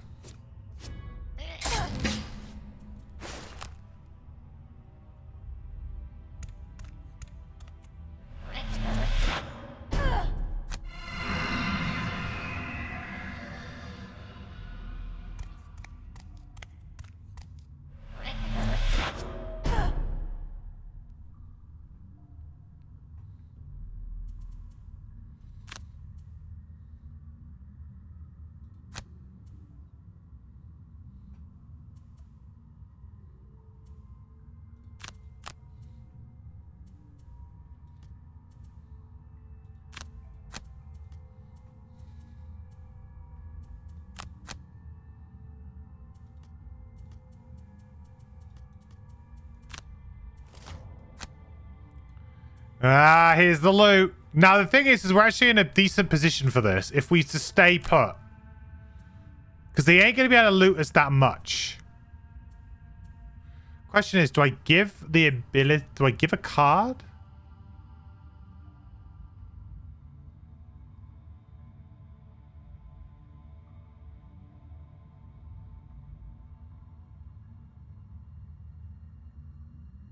And go get the loot?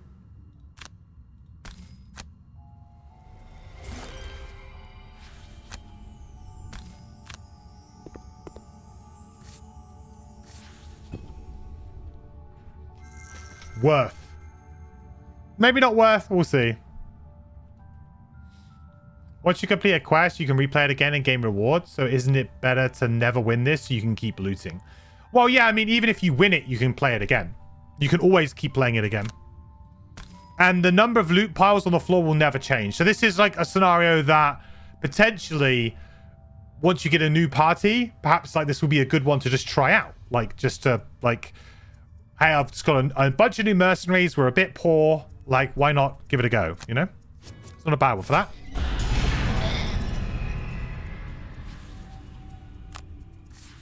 The game's not, you know, perfectly sort of balanced in many ways. So little things like that don't really matter.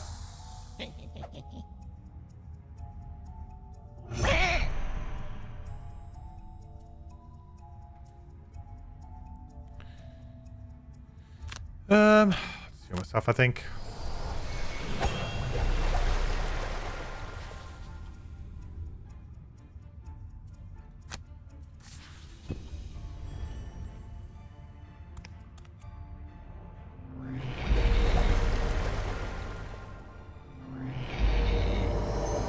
So glad they fixed the loot bug with vermin, so they looted 2 instead of 1. Is that a thing? Oof. I can't say I've ever really had that problem, experienced that.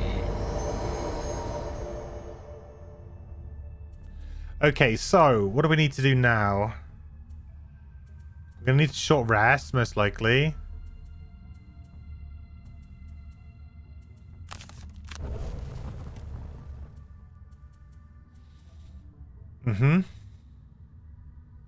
Probably gonna frigid apparition these 2.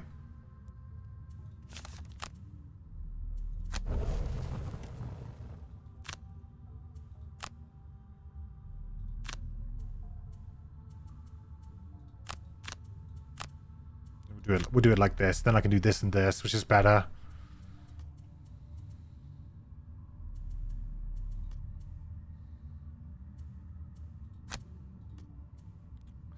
I don't feel too at risk here. I will say that these guys are not that scary.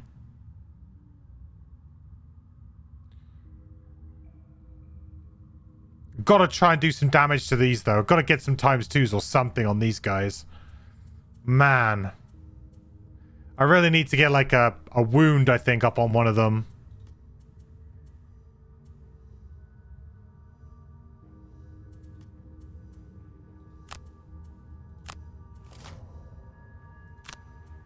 Yep, that works out really well, actually, I think.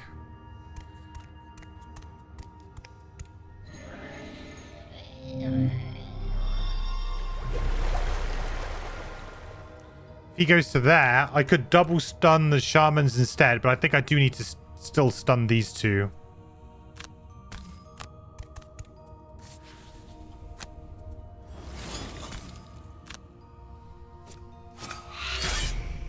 Not bad.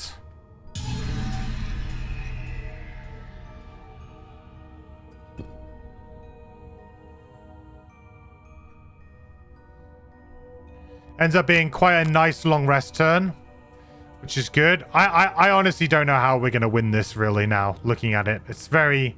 This is so difficult to win now.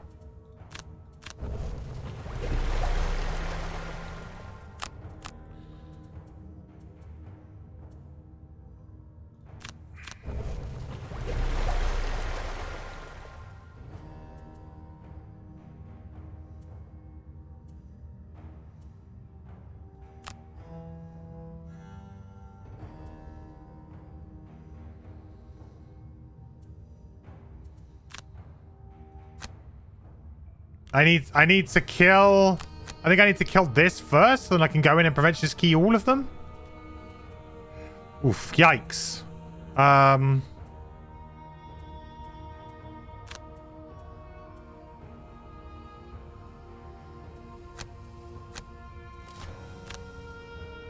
lot of ifs and buts here.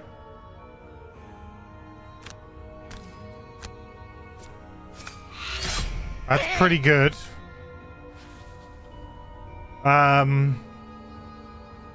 They're healing. I don't think I really care about that.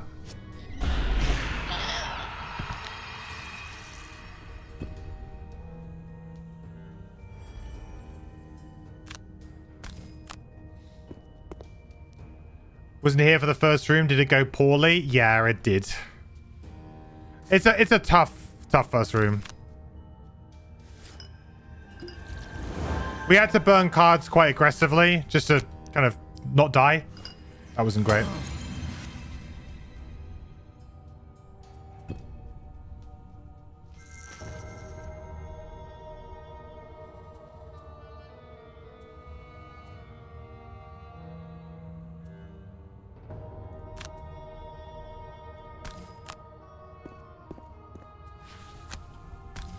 Gotta try, I guess.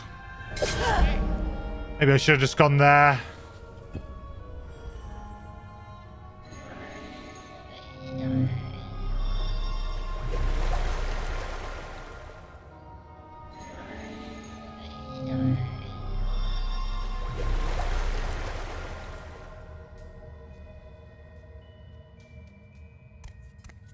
At least we're gonna have another good turn now with the sawbones.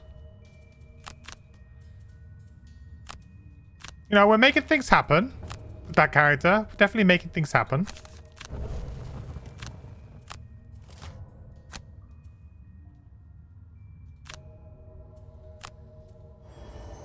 Oh, I need that flips. Oh. I mean, I guess I can't get lucky like twice in a row.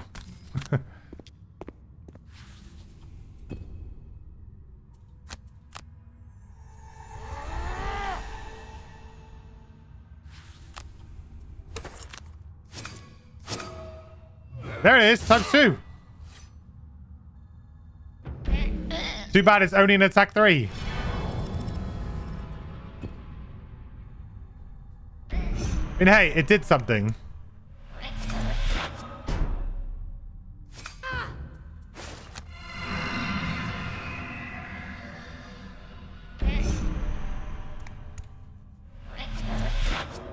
I have no idea what's in the last room, but if it's like a vermling shaman plus anything, it's... I think that's it, really. If it was a couple of just regulars, maybe. What would I enhance Bloody Saw with? Well,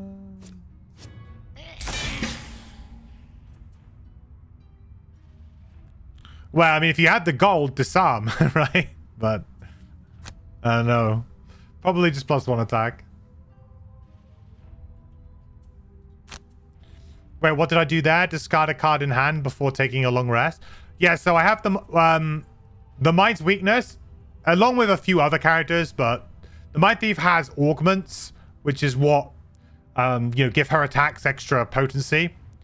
But they are an active card, so they're considered to be in your active area. So at any point in time, you can discard a card from your active area. And that particular card is not a burn, so it goes into your discard for you to play again. So all I'm doing is that I'm cycling the card to ensure that I have extra cards to play. So this one, it goes up into your active area. And it will stay there unless I discard it. And that's kind of what I did.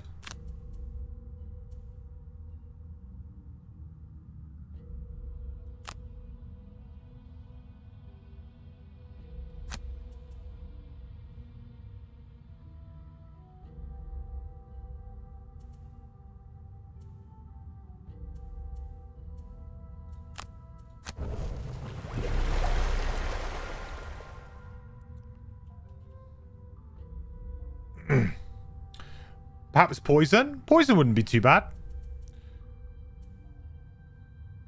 I think that would actually be pretty good, considering that you do want to just try and get 2 negative effects on everything. So, yeah, I don't mind that.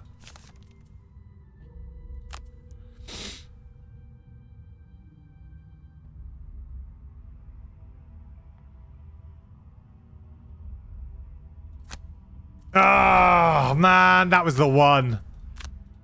Damn it. Damn it. Come on, game.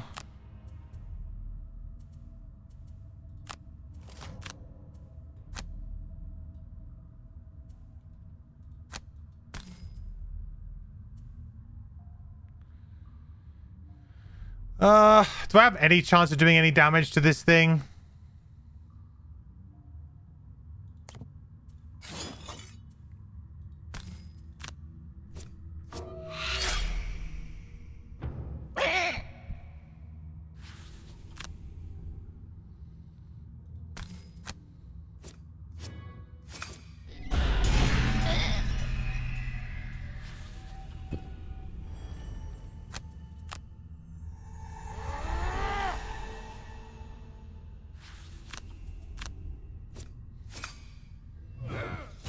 Yeah, they'll do it.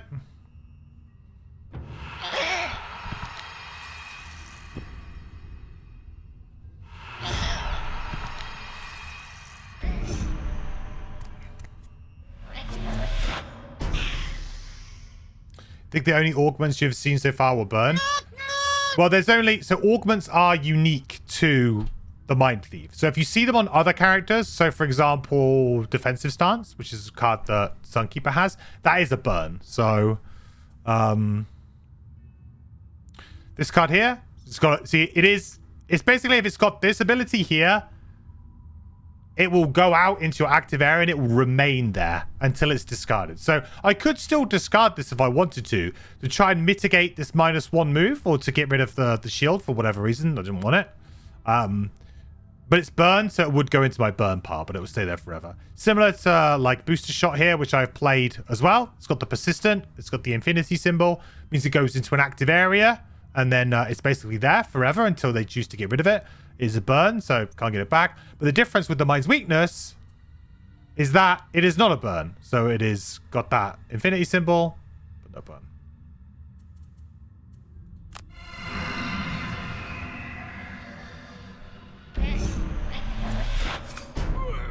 And that is unique to that character, really.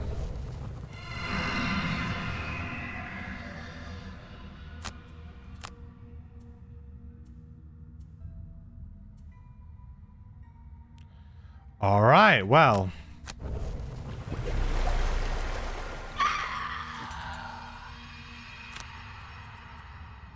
I think we are done, aren't we, really? So I can just get a little bit more loot. And that's pretty much it. So what I'll probably do is I'll just farm a bit of loot here.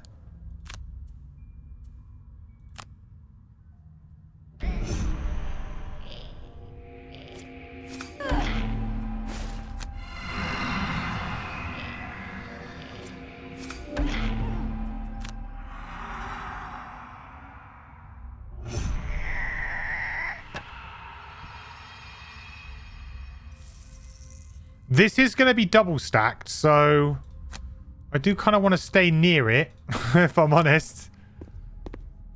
And then, to be honest, I'll probably just concede in a sec.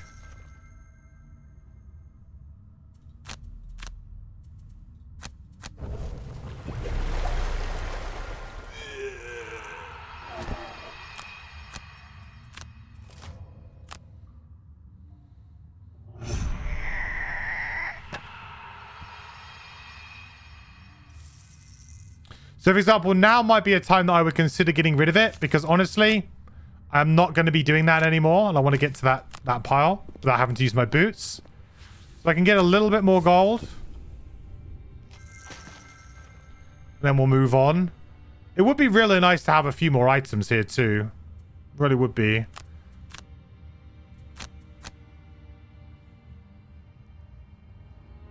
Are there any negative consequences for dying in a scenario? Time lost only. Yeah, really.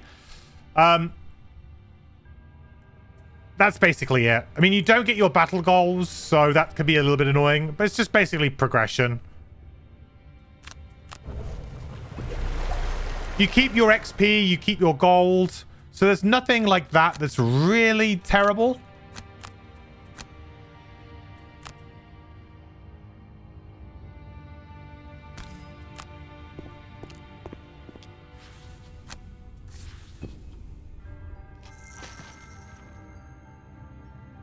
So we came up just a little bit short here. There's probably like only 2 more enemies or something.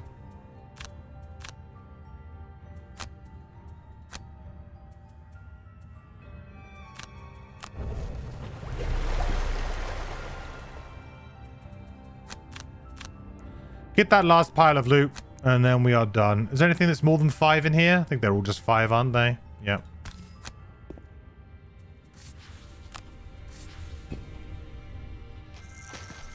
So we still ended up getting a lot of gold. So 29 rounds is a lot of rounds.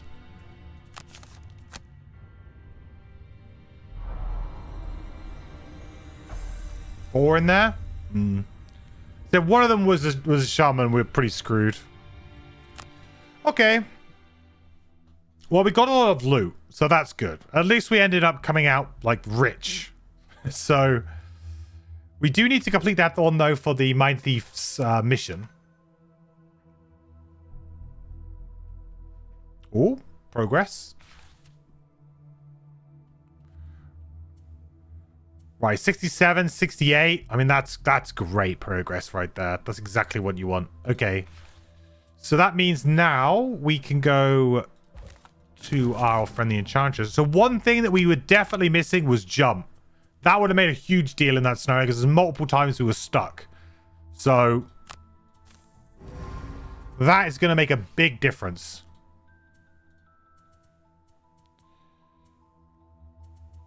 Is there anything else that I really want to enhance? I think I'll probably just spend the rest on a little item or something. Small items as well.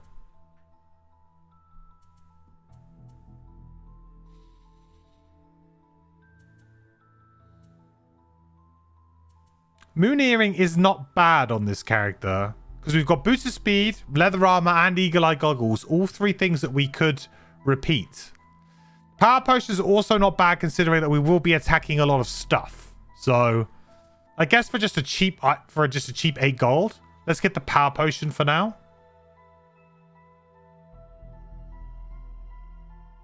But also, I think the Moon Earring is pretty good.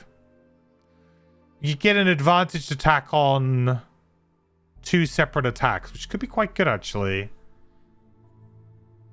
Because then what we could do is we could essentially use a stamina potion to get back the attack everything card. And then we could use the Moon Earring to refresh the eagle-eye goggles so we could get like another advantage attack, which would be quite nice.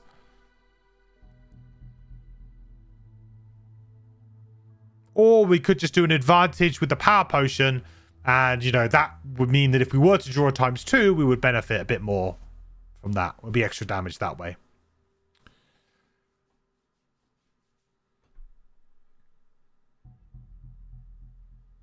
I'll get the Moon Earring, I think. I think there's going to be multiple times when we want to maybe mess around with our initiative. So, all right, enhancements for you, Sonny D. You're so torn between wanting to play and fearing the time sink factor of this. Well, there is a lot of content here. There is a lot. It is a fantastic game, though. 2 XP to level 9 Mindy. That would have been good.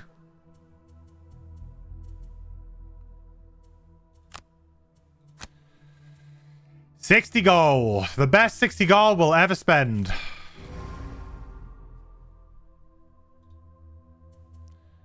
And we might have a little bit of money left to get, like, we could just get a minor healing potion. I mean, it's only 8 gold.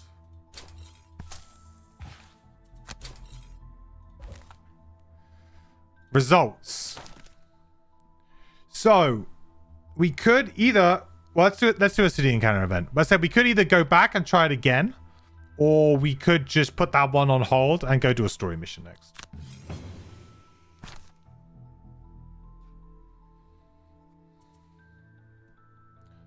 All right, chat.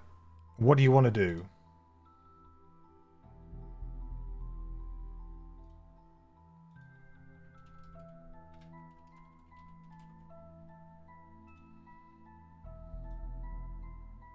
Which option? Option 1 or option 2?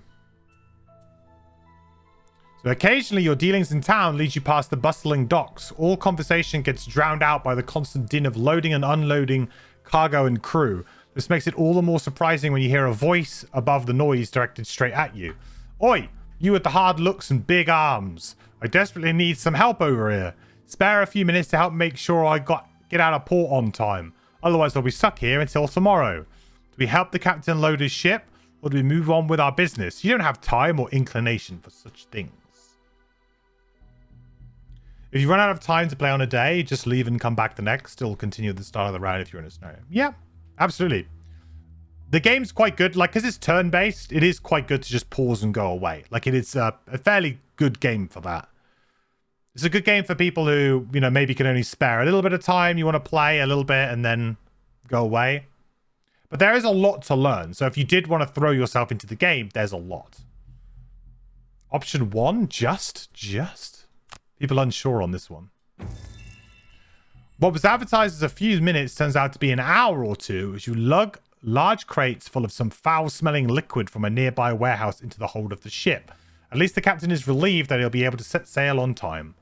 He gratefully pays you, but you can't help but think that such menial labor might be beneath you. Well, that was lucky. I think if our rep was very high, I think then we would be different. But our rep is 7. It's pretty high. I think you would lose rep if you have really, really high rep there. So in terms of side quests, we do actually have sort of 2 side quests. Oh, that was a core quest. Why did I think that was a side quest? What? That's core quest. Oh.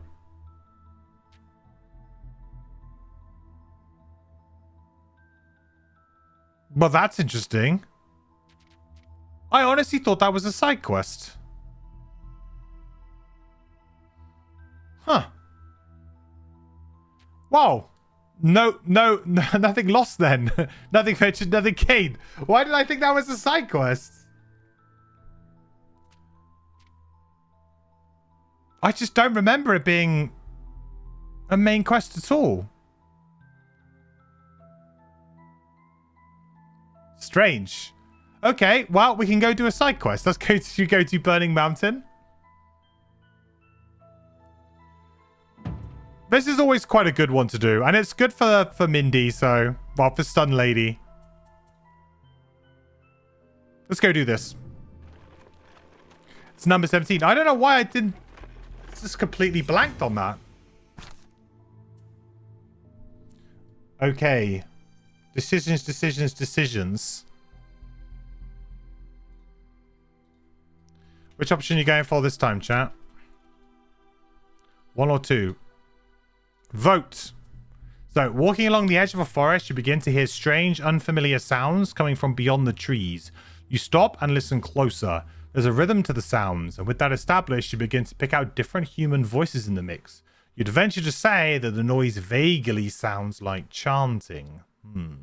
To be option 1, head into the forest to investigate the chanting, or option 2, keep moving on down the road. No need to get mixed up in whatever is going on.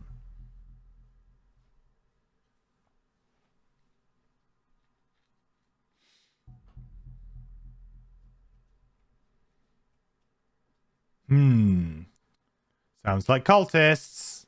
Could be cultists. Most likely is cultists. Probably cultists.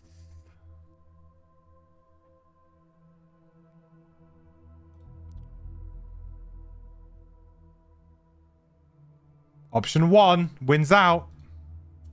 Head into the forest. The worst of all. The -1 perk point.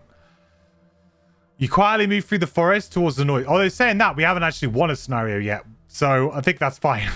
Eventually you come upon a clearing where you see a circle of cultists performing some strange ritual. Thanks, Justin. One of them notices you and shouts to the others. The situation devolves into a bloody battle. You are, of course, victorious, but it saps some of your strength. 5 XP, -1 perk point. So I don't think we have any perk points on our 2 new characters, so I think that's fine. Following the Inox trail, you find the remains of their village, burned and collapsed into a crevasse. A dark cloud hangs over the mountain directly behind it. You follow an old stone road, seemingly Yeah, that's right, I'm one. But we'd have to go back to Gloomhaven to level up, right? So it ends at a cliff several hundred meters high. You find a pair of great stone doors, warm to the touch and intricately carved into the side of the mountain. Once inside the doors, you see pools of liquid flame illuminating the room beyond in an eerie red glow. I could just leave the scenario. Yeah, I could do. I don't think I want to, though. The earth shakes violently. Hey, Brambit. Demons. How's it going? Good to see you.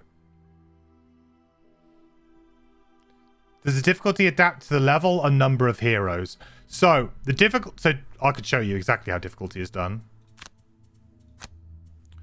So difficulty, you select your difficulty level that you want.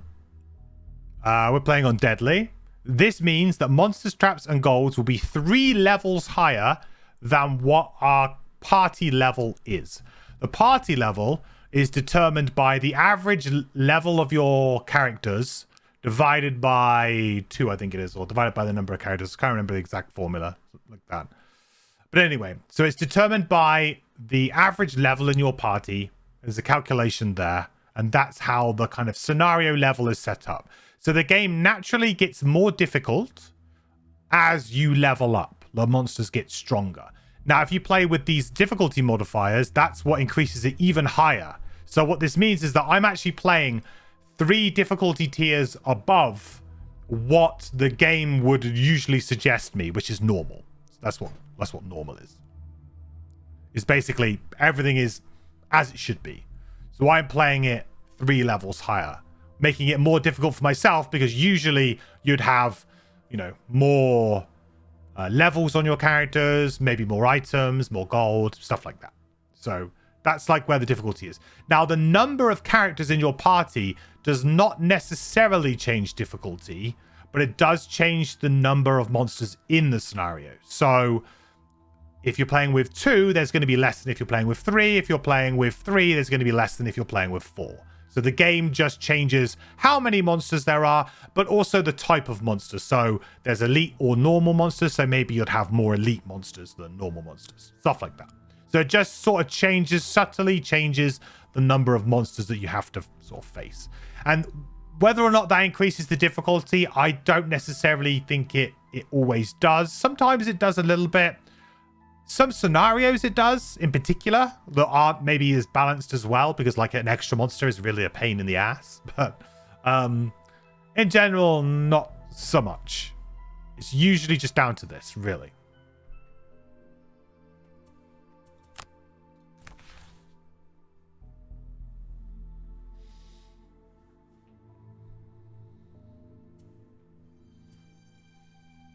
But there are a lot of, yeah, I mean, you do have quite a lot of things you can do to kind of affect the difficulty. Like, you have lots of different difficulty levels that you can go. So you can go to, like, friendly, which is, like, the lowest level, and that actually brings the monsters below what you would usually be fighting them at. Actually lowers their level by 1. So makes it a little bit easier. And gives you, like, a load of blesses, I think. So it makes it a bit easier for you. Be the first to kill a monster. Sure, we can try that. Gain 7 or fewer experience points. That's pretty hard. Reveal a room tile. That's probably what we'll do. We're pretty good at that. Although saying that, that's going to be hard, right, in this scenario? I guess we'd have to be... I wonder if being on a pressure plate counts as that. I mean, it should do. We're technically revealing a room. Or it's no, it's killing a monster they opened, isn't it? Damn it. They only open when you kill a monster. Yeah. I don't think that battle goal actually works. Maybe we will go layabout.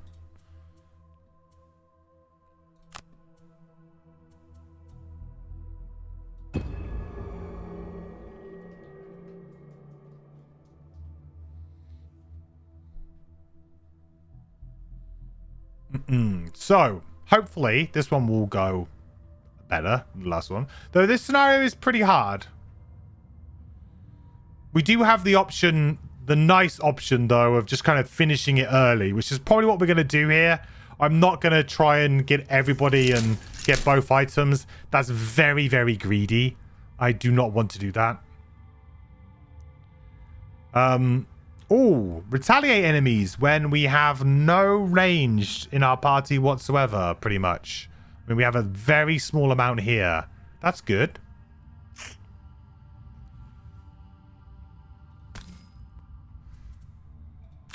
That's really good.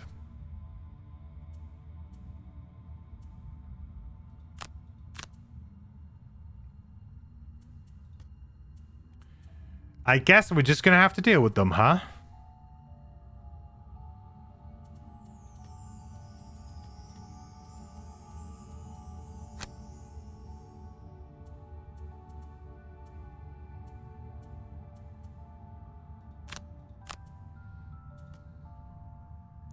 What is it? It's retaliate range 3. So I could just chuck 1, 2, 3. I could chuck perverse edge on there like that. That would kind of get most of the job done. So we'll try that.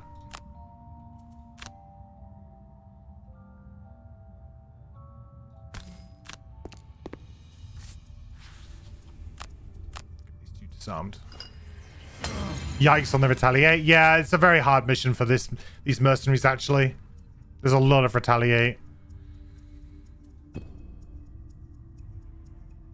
If I can get through a good amount of it without taking too much, I'll be very happy.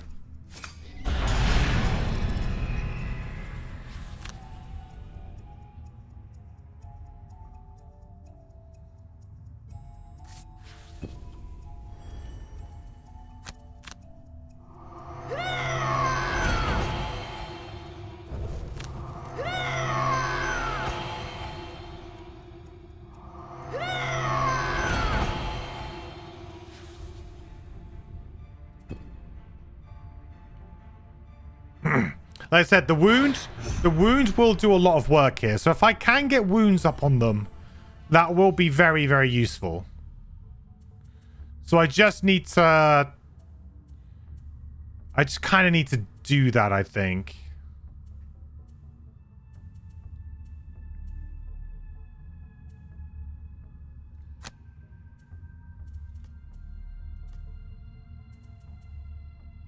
Poison will also do quite a lot.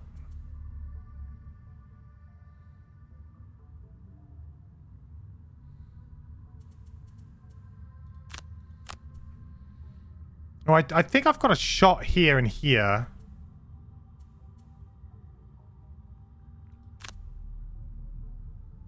That's on 29, right?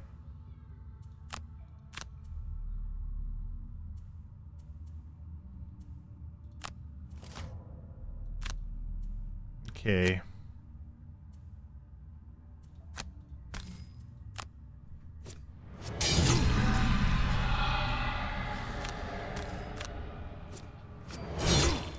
Yeah. Why? Why?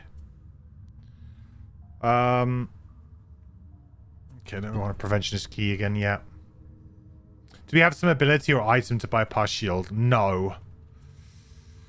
At the moment, no. And that is worrying me.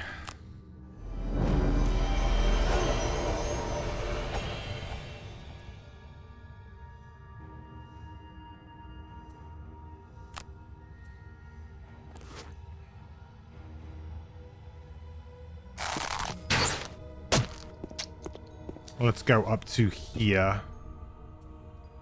Just so that I will take the majority of this damage, I think. Hi, Mark. Thank you so much for the follow. Welcome to the quest. Hope you're doing well. Welcome in. This level took you a couple of tries to defeat. No, I'm not surprised. It's not a nice one.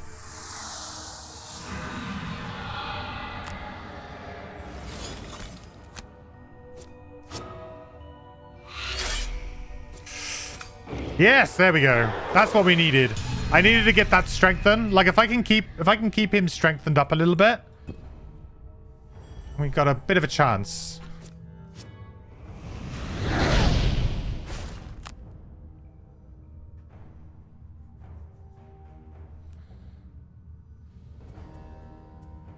Have to say that I am slightly scared.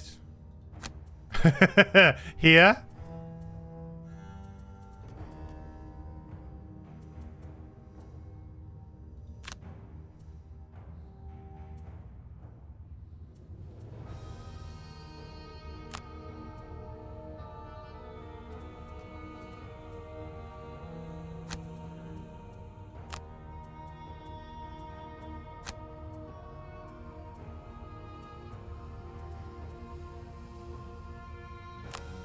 Do I want it to do an attack 4? No, I don't think so.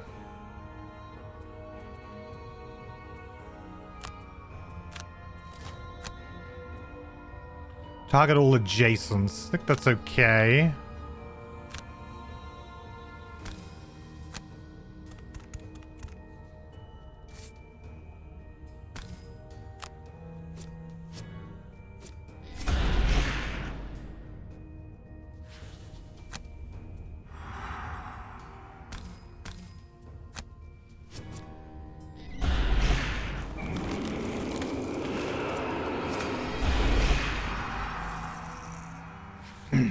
Am I going to do a Frosthaven unboxing when that comes in 4-ish months? Hopefully. And hopefully I'll be playing it on stream too.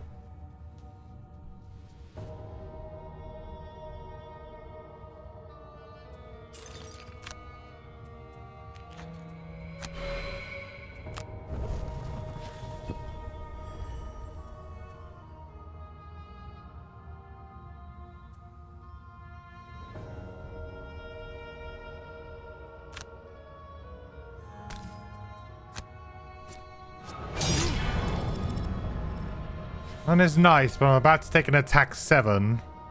I can't really get out of it either.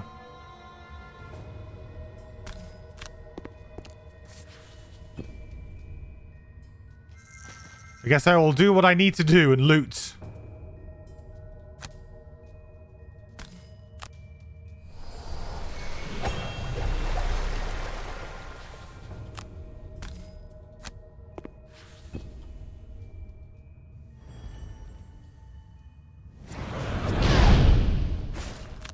Oh, I could play Retaliate, actually. Retaliate would be pretty good. It might be a bit slow, but Retaliate could work. I should have just moved away there as well. I don't know why I didn't. Oh well. That was silly. Justinian_4 gifted a tier 1 sub to Mark69. This is their first gift sub in the channel. Justin, thank you so much, buddy. Thank you so much for gifting a sub to Mark. That's very kind of you. Welcome, Mark. Make sure to thank Justin in the chat. That's incredibly nice of them. Welcome to the adventuring party, Mark. Thank you, Justin. Really appreciate it. Welcome, welcome, welcome.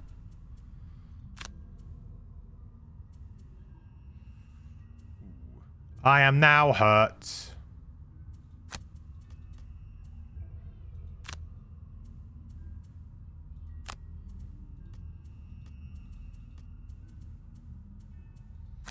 I really just wanted to do one of these bad boys, but we'll see.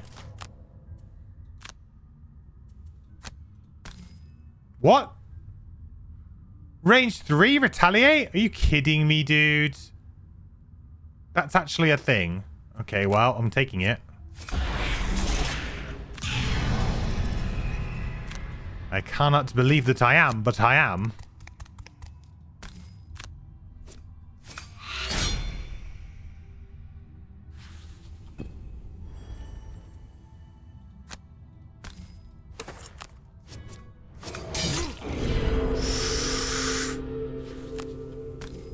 That was almost kind of messy.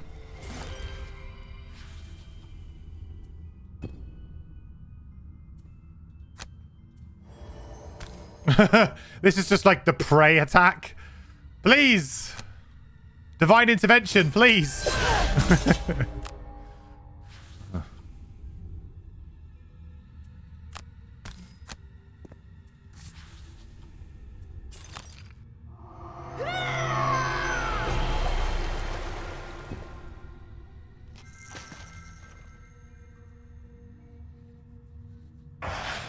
He will eventually die. Now, if I ignore.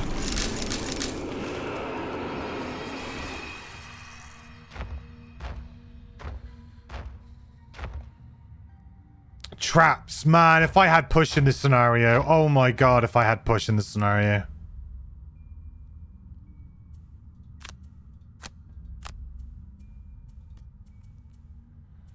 What I would do.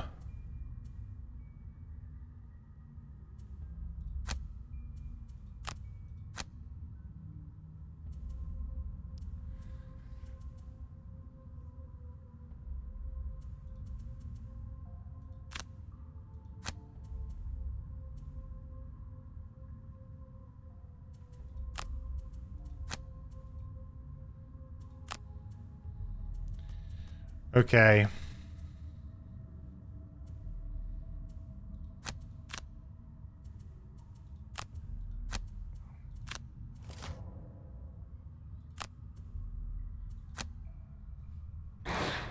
Or Doomed Compass. True.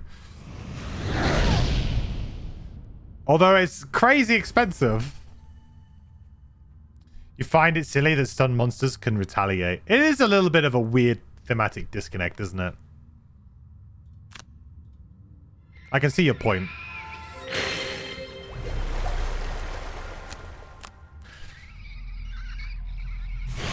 But they can't make stun. I suppose like stun is already good, very good. Does it really need to be better? It makes sense that if you kill them, they can't retaliate, right? Which is kind of what it does.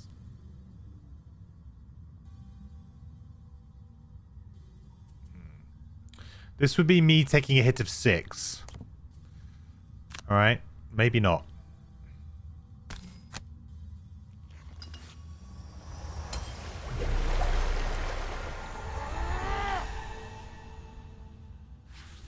Maybe not such a smart idea.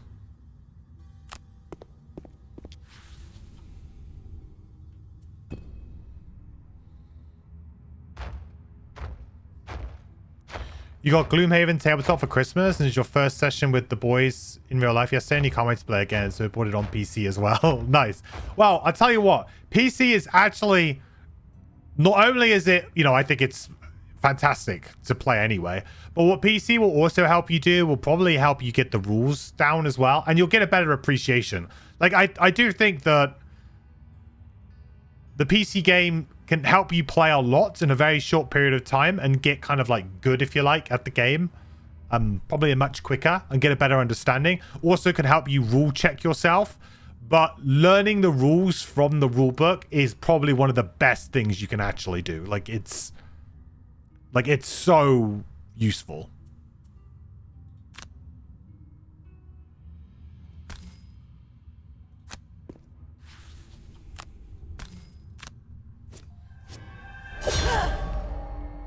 I'm just going to let this guy die to retaliate, I think. I mean, what else? Well, sorry, to wound. I mean, what else do I have?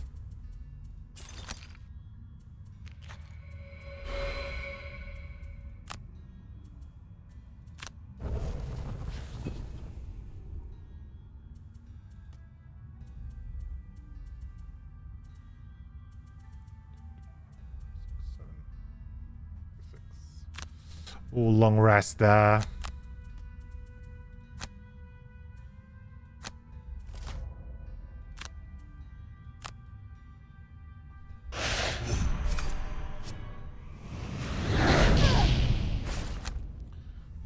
Just keep ignoring him.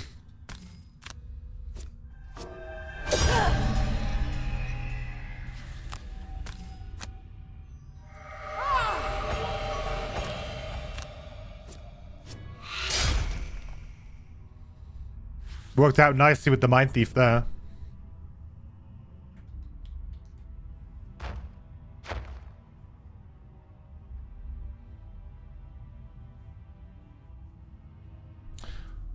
Thank you for the plug, Justin. I appreciate it. Yeah, I do have lots and lots of YouTube videos about all of the rules and stuff, which are applicable to both.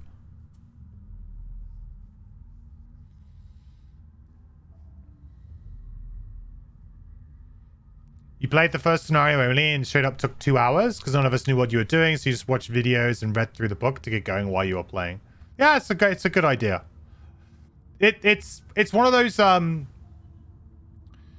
it's one of those kind of games where I think Jaws of the Lion did it best. Jaws of the Lion is one of the best tutorial systems of any board game ever, I think. It's very good. Because it gets you playing and then just introduces the rules as you're playing, which makes it quite nice because it means that you don't get that kind of boring information dump at the beginning, which unfortunately, like, Gloomhaven does do a little bit. Like, you do have to manage a lot, and you know, notoriously the first scenario for Gloomhaven, Black Barrow, is actually quite hard because there's, you know, a few different enemy types. There's quite a lot of enemies, especially if you play with like 4 of you, you know, 3 or 4 of you. There's quite a few, and it's quite an easy one to lose. So, and you have to like rules administrate everything, and there's quite a lot going on sometimes. So, yeah, the new player experience for Gloomhaven physical is definitely not ideal. It does require you to kind of put some groundwork in, which is not a huge problem. Most people are willing to do that, but digital, I think, does a fairly good job with the tutorial, but could do better. I think they tried to, for the sake of trying to get players playing quickly, they kind of glaze over a few things. And that, I think, means that players don't maybe have as deep an appreciation of the rules as they need to have good success.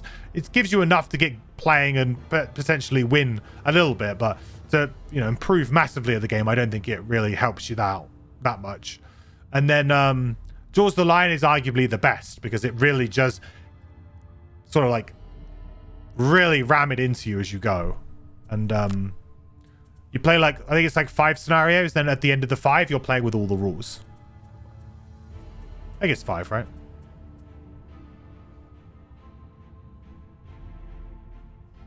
You play 4 and there's like 7 enemies in the last room. Yep. People always think like, oh yeah, it's nearly over. And then you open that last room and then there's like a bunch of archers just staring at you. And archers are one of the hardest enemies in the game for an inexperienced player to deal with.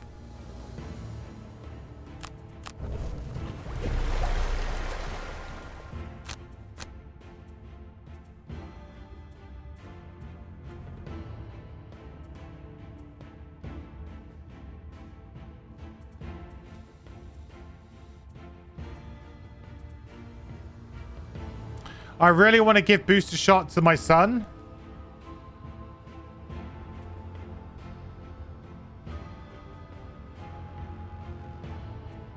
But everything else here is too good.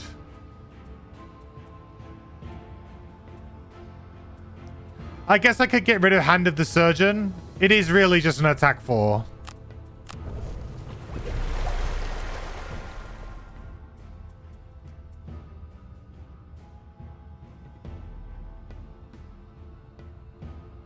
You had never played before getting into digital and find it very approachable, having some prior knowledge from other friends' experiences. Nice. It's just trying to learn like why monsters do things that they do sometimes can be a bit confusing. Like, I've said this before that, in my opinion, digital doesn't... It hides information from players that you would otherwise be aware of if you were playing physical. Because you have to administrate the game. You have to like move the monsters and do this, that, and the other, right? And there are things that the game hides from you that you would be aware of. Now, it's okay because they're hiding it because you don't need to control it anymore. So I can see their argument for like why they don't want to have it. They're like, well, why should we tell you? Because, you know, the only reason why you would know is because you would have to do it and you don't have to do it anymore. So why don't you have it? But for me, it means that sometimes players could just go into some kind of campaigns, not really understand maybe exactly what's going on. And then like something crazy happens and they lose the scenario because they didn't quite understand the rules correctly for whatever reason. And it's just because they weren't quite given that level of detail that you would have had to have known if you were administrating the game yourself. And, you know, that's like one of the cons, I think. They hide info that we need, though. Sometimes, yes, I would say that some information is hidden that shouldn't be hidden. For example, the scenario layout should not be hidden, in my opinion.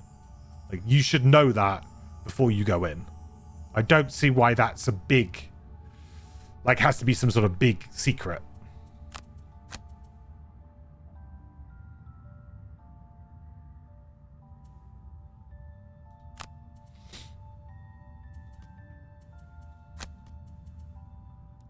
That seems a bit strange to me, personally.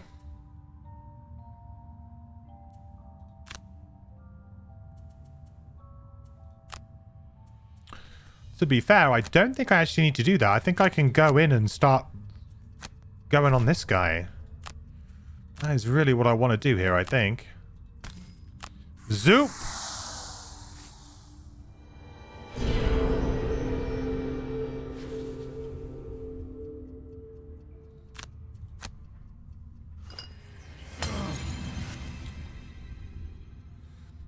You'd all played D&D with each other in the past, so you have a basic understanding of tabletop RPGs. Nice. I mean, yeah, I'm always like the person who's like quite keen to distance Gloomhaven from RPGs in general, because for me, Gloomhaven is more of a tactical board game than it is a role-playing game. But, you know, that the theme is there, and you can absolutely role-play within it, but the game is ultimately more of a like a tactical puzzly game at times, rather than, you know, like, so for example, in D&D, you can kind of come up with the answer, right? You can be like, well, I'm gonna use this skill to go do this. Like, you have lots of tools at your disposal. Gloomhaven's a lot more linear than that. You know, it's movement, it's hexes, it's number of movement, it's values of attacks. It's very determined. So, like, you don't have like some of those like creative. You occasionally get creative solutions to problems, but it's maybe not so much like, you know, like the tools are there for you to use, and you only have those tools. I guess is what I'm kind of saying.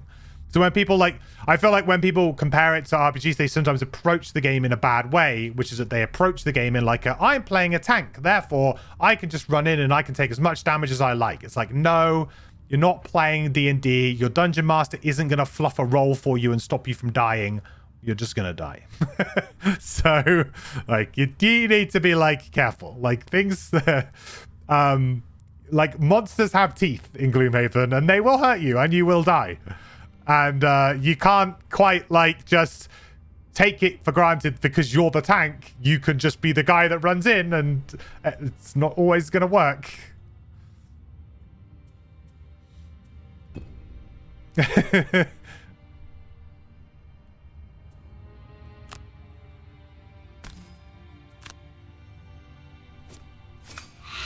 Ooh, nice. Here we go. Right. Here we go.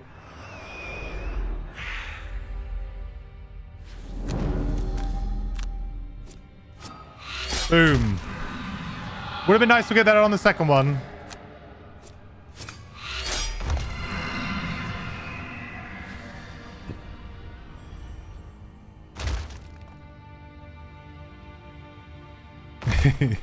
You don't mind the hidden info in the unopened rooms in digital? That's going from playing this without the tabletop. Also, the most experienced person in your party gives you the hey, do you approach. Well, Isaac, yes. Well, also Isaac is good at that. I mean, that's how you should play multiplayer, to be honest. Especially if you've got somebody who is very experienced at the game. You should let people experience the game. You know, you should let people make their own mistakes. It makes for a better experience all round. Like, it would make it more fun for me, because then it's like I'm playing with people who are learning the game. It's fun to watch people learn. It's not fun to just dictate to people what they should do. Because Gloomhaven could, and as we're playing solo, could be an alpha gamer style co-op game.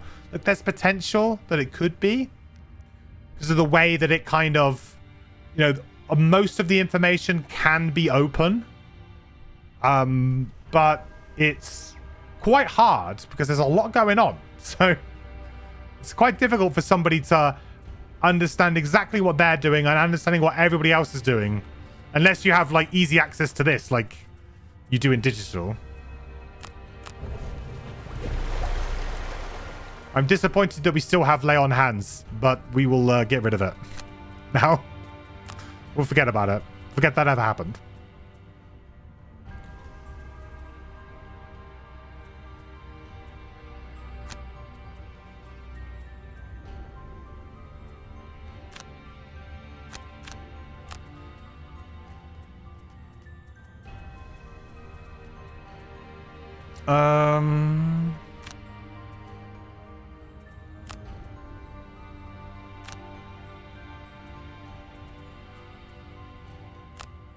I feel like these guys have kind of got it, really. I want to run away from these ones. I don't think I want to fight these guys. I want to run away from them.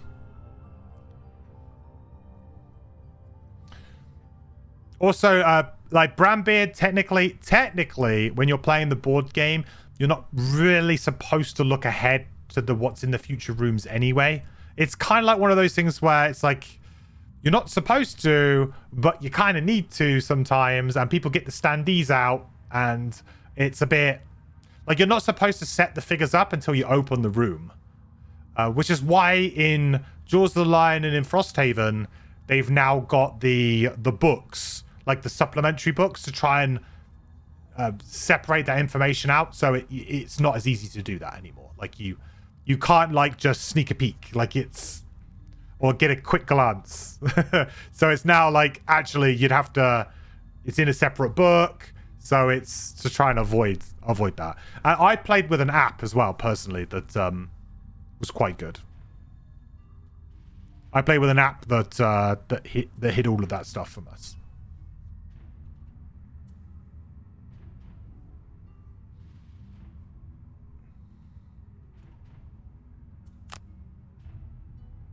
I think that's okay. Initiatives.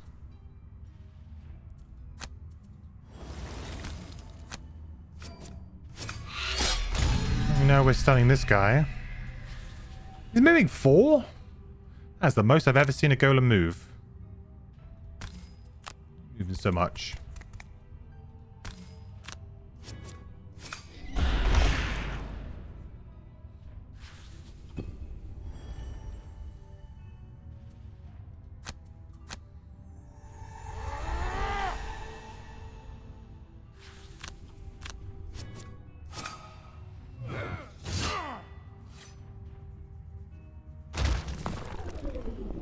Not bad. Not bad. Gathered in this back chamber as their last stand. A number of them lie around the area, their bodies mangled and roasted.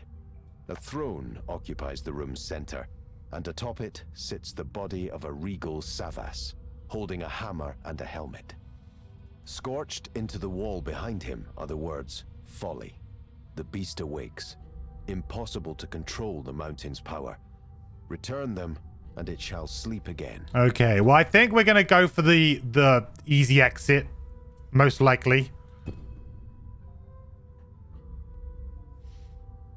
You played Gatekeeper of the scenario book for your group. You didn't make any deterministic decisions as you had all the info. That's a good way of doing it. Have one player be responsible. I like that.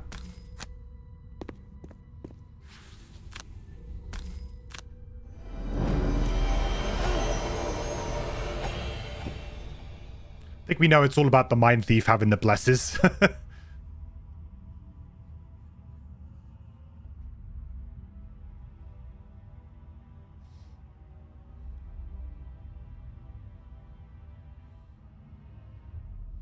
It depends on the advice. Oh, in terms of if you were to give people...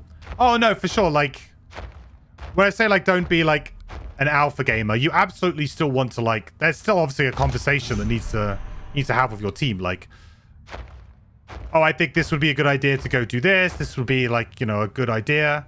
What I'm saying is that it's, like in a game like Pandemic, for example, which is very prone to alpha gaming, it is possible for someone to physically move your pawn and do your turn for you, which can be really, like, obnoxious.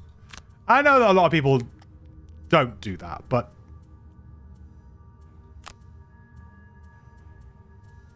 it is, in theory, possible.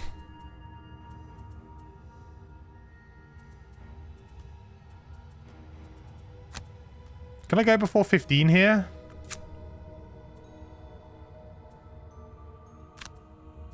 I really didn't want to have to deal with these guys, but I don't think I have much choice.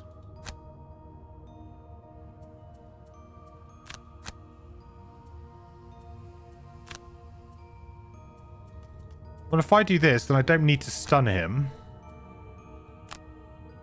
In which case, I could now drop the booster shot. And I could heal. Instead,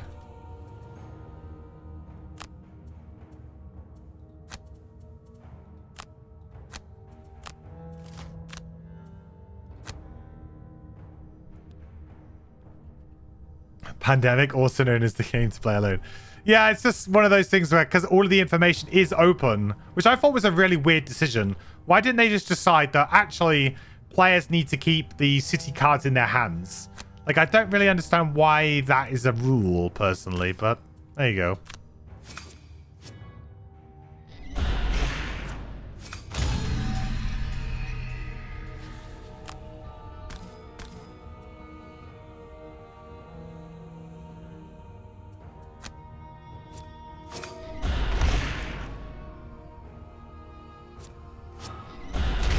Never played with that rule. You think the updated rules have also eliminated? Interesting. Well, I haven't... That isn't the rule in my 25th anniversary edition, but Whatever it is, 20th anniversary edition.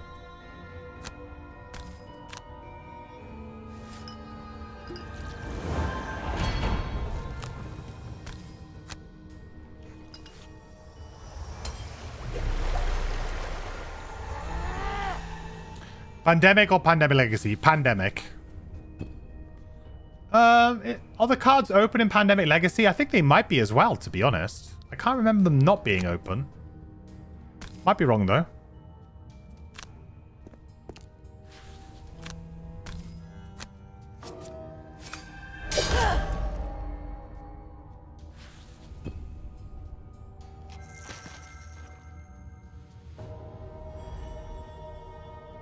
You play Pandemic Legacy Season 1 twice, Season 2 once, and you have Season 0, but I haven't played it yet. I've played 1, 2, and I would love to play 0, but I don't own it. I've been keeping my eye on it to go on sale, and I'll probably play it with my girlfriend. I played the other 2 with the same people, but I think it would be probably better to play it with my girlfriend now. I think she'd probably enjoy it. She enjoys general Pandemic, so...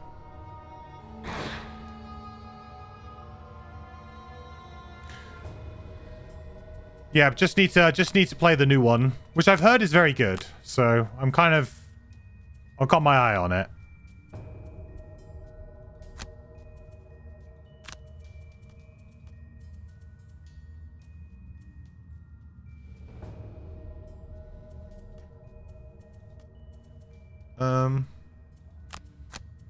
I could just double med pack here, couldn't I? That seems quite good. Honestly, I just want to wait for these guys to walk through these traps. Because eventually they will. It's going to be a slow process, but they will. It's going to be a really slow process, but they will.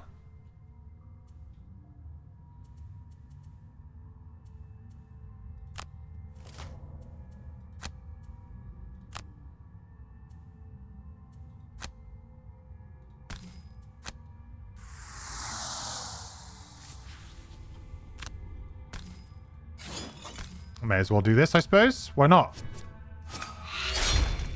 Good hits.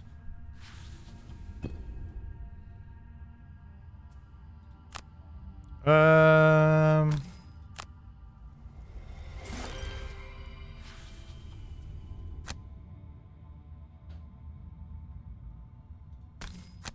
think I boosted some. She's going to need to heal, so...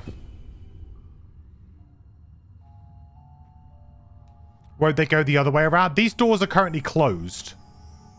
So as long as I don't kill another elite... But then if I kill an elite, I think I open this door next. So I kind of don't want to kill an elite now for a little bit. Which is a bit difficult because I am kind of eyeing one up here.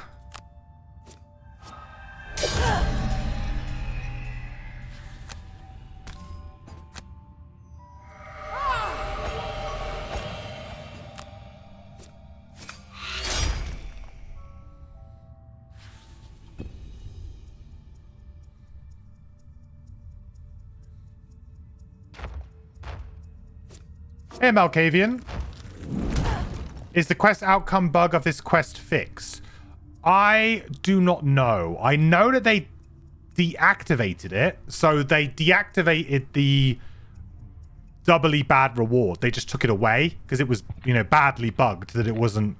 I guess it wasn't easily fixed for whatever reason. So they just took it away.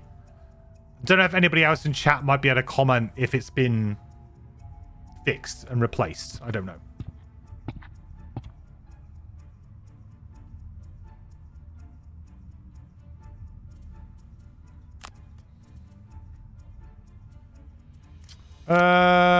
Practical plans and a med pack. Sounds like a good turn. Long rest, long rest. We just sort of chill.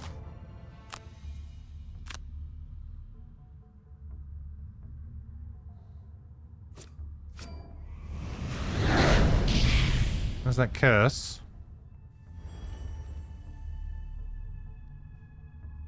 Kind of hoping that they kill themselves with ice as well at some point soon. Might happen. Might not. So I'm not eager to find out. Not really, no. I'm probably going to be ending this scenario by going to the middle tile. Because it's just... It's a difficult scenario and I don't want to make it even harder on myself.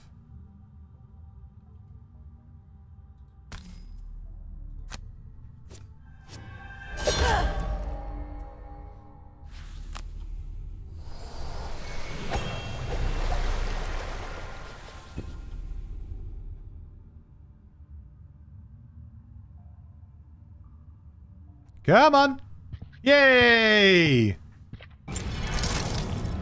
He figured it out.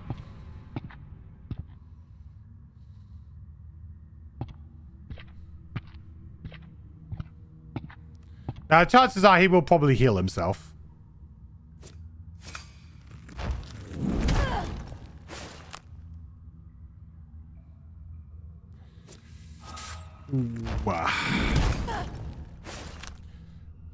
Well, Iron Helm is a hell of an item, as we know.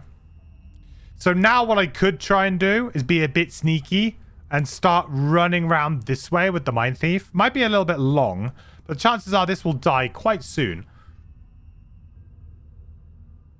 I do have a lot of movement with the Mind Thief, so if I can keep... Oh, I got rid of Scurry. I say if I could keep Scurry, that would be great. That's a move 5, a move 5, move 4. I think I'd probably have to get rid of Brain Leech here. Because Into the Night would be nice for just the loot 1 in the middle. Maybe get all of the loot.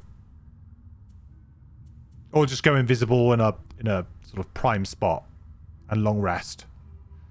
I probably should have discarded the Mind's Weakness. 1, 2, 3, 4, 5, 6, 7, 8. Yeah, I definitely should have. That's a bit of a mistake. But maybe it'll pay off with an attack here.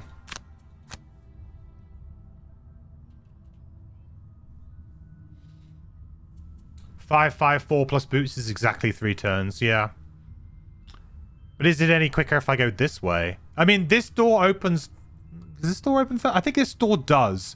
So the thing is that I may end up having to come through this way anyway. I don't know. We'll see. It would be nice to just kind of jump over and avoid these guys. And let Sun just kind of sit here with Saw and just sort of chill out.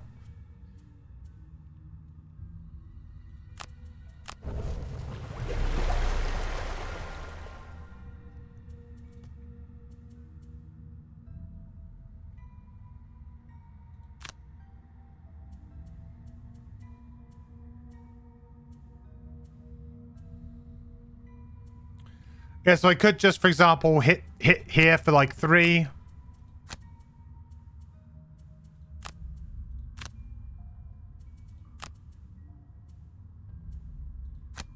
Could just poison him and get going.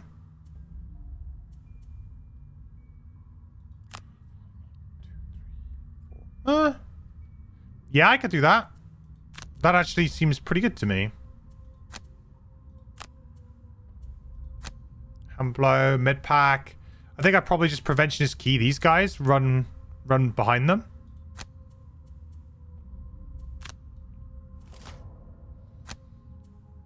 Perfect. That actually worked quite nicely. And now I can just kind of attack this guy, this guy. This is speculative, really. It would have been nice to have flipped something. Don't think it really matters too much. And then there we go.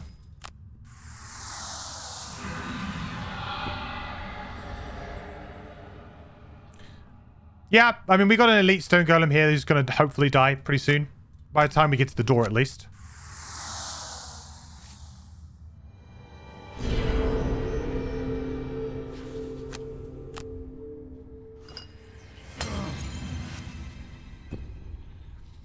And then it's just a case of, like, probably going down here. Finishing off maybe this elite earth demon? Maybe?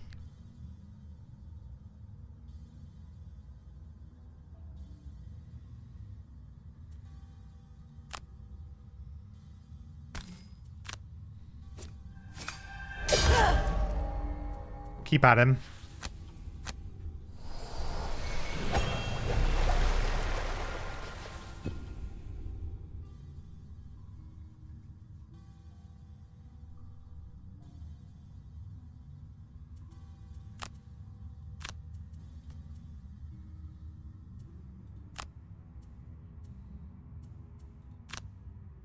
think this is one we just go kind of late. Where's my other move 5? Did I get rid of the... Oh, I shouldn't have... Yeah, I did that. That was dumb. I tried to get... By trying to get a bit of damage in, I ended up using a card I probably shouldn't have there, but... I think we'll be okay.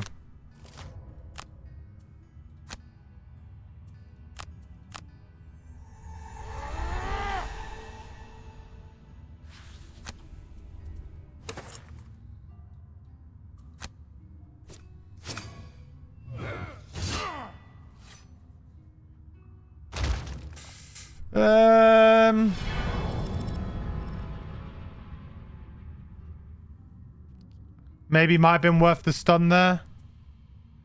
We might regret that.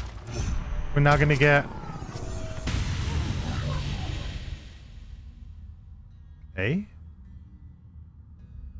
Why didn't it move? Oh, because of my leather armor. That'll be why it didn't move. Okay, that's fine then. That's not so bad.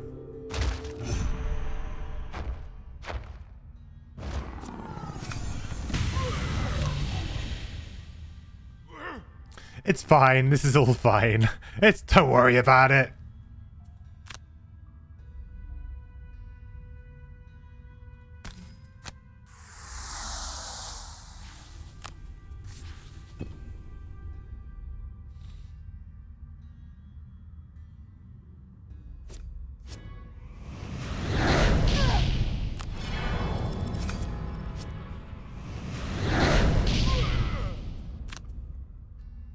Don't like that target too, though.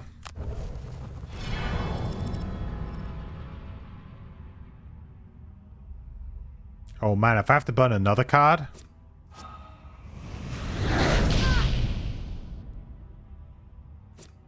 Ooh.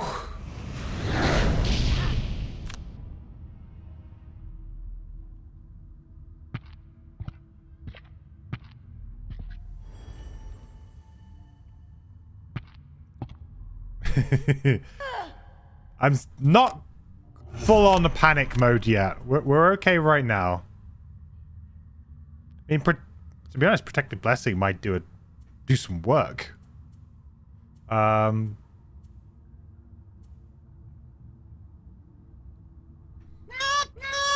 actually do some work here. Buy us a turn.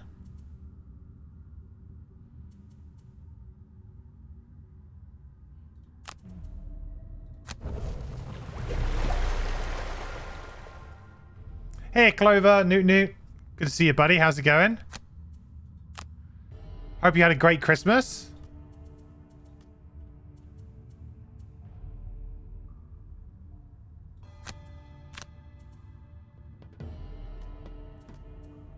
This is kind of like a waste a turn kind of go, isn't it?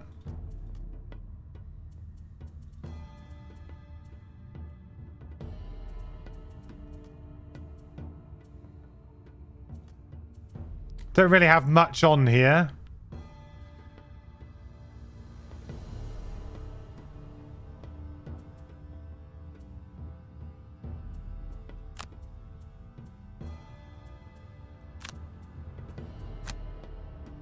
I can hit this one for 5.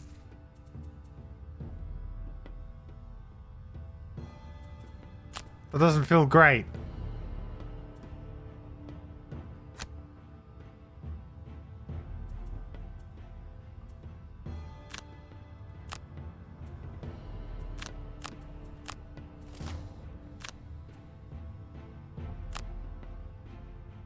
Oh, they went on 11. That's actually kind of good. Family time, first year with the baby. It was great. Awesome, dude. It's great to hear. It's always like Christmas, like with, you know, for the kids is always good. Like, I don't have any, but that's what I hear. Or like my little cousins and stuff. When you see my little cousins, they were all so excited. It's like, to be young again. I'm just more excited for the time off.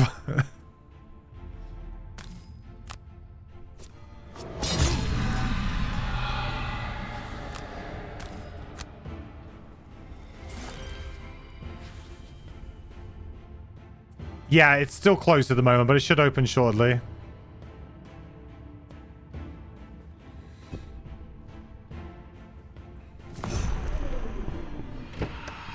Ta-da!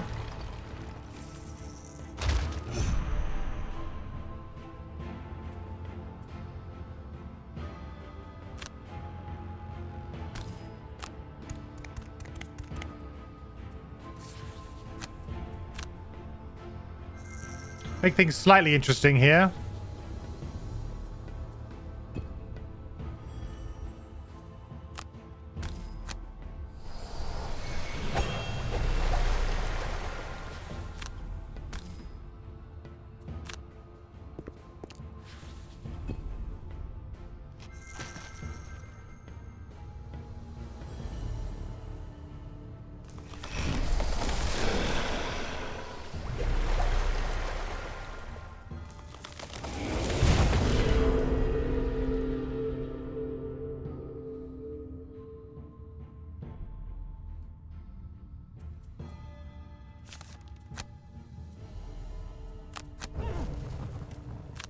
I think syringe is like the thing that I really, really need here.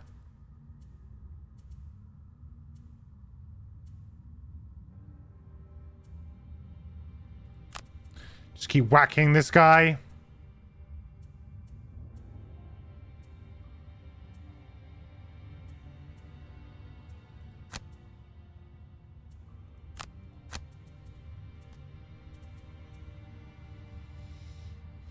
So we need to kill another elite to open one of these doors. To open this door, really. It's going to be hard.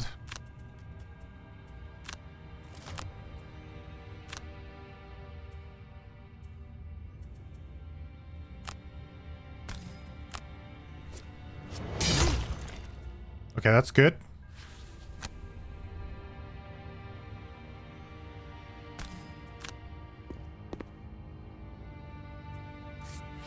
So he's not doing any kind of strange target to attack, are you? Please.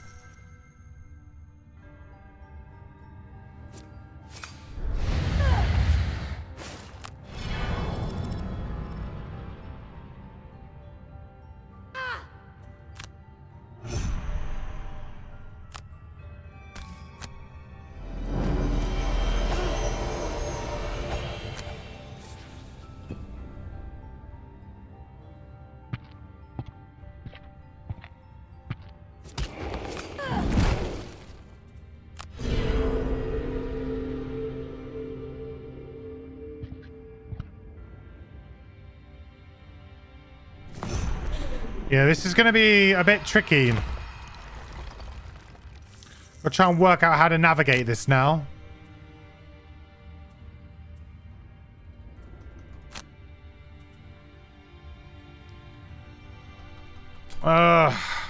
Fine.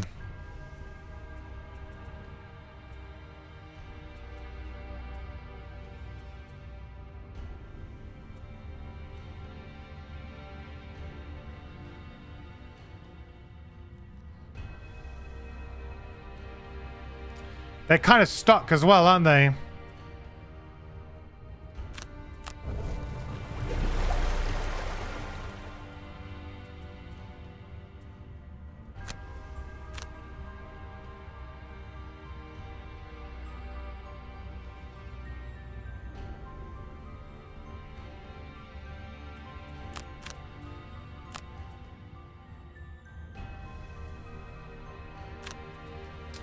Yeah, I really need this elite somewhere else. Poor little Vermlane just staring at the door. Someone let me in. It does really need that.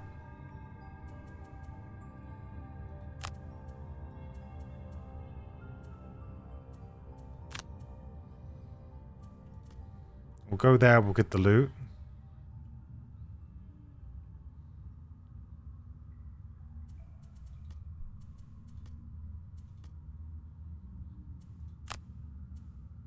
I just don't really like the position that I'm in, like, right now, really, for this. It's not... Like, we're not in a strong position here.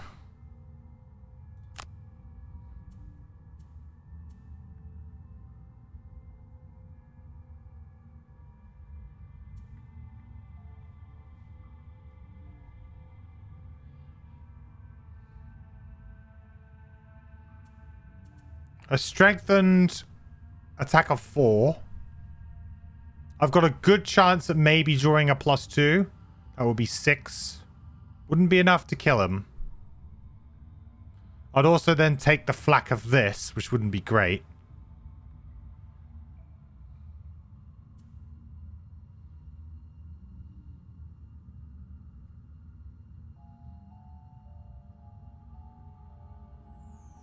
Realistically, the Earth Demon Elite is the one I need to kill, I think.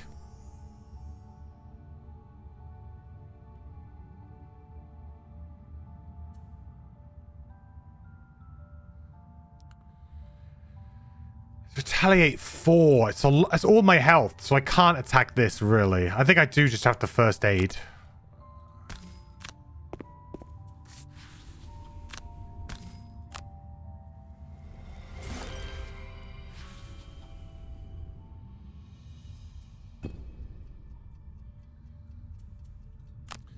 I do not like this right now, chat. I'm not gonna lie.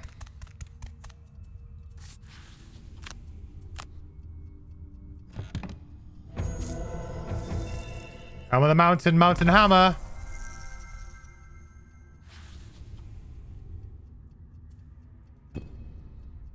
I just haven't been very useful to my team over here.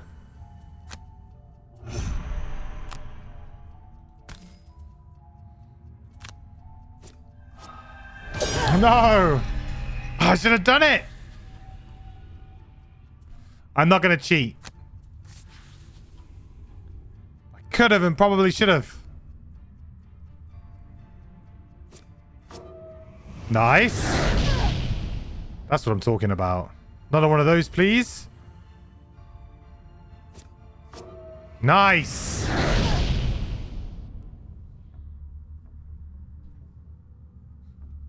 It's not cheating if you get away with it. Well, I'll know. All right? I'll know. And you'll know.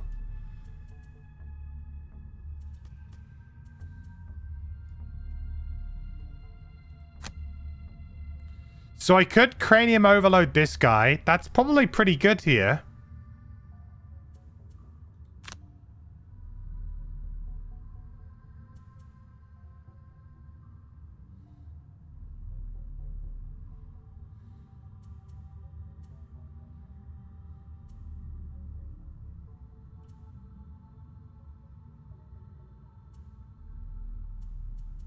Right? That's going to damage a lot of them.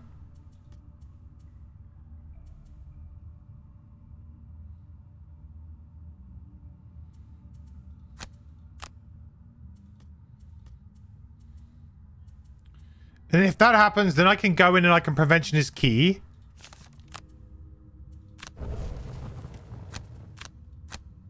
Alright, I can see a plan forming here.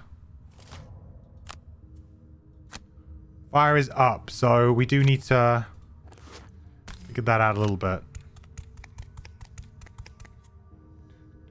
Oh no! One range away!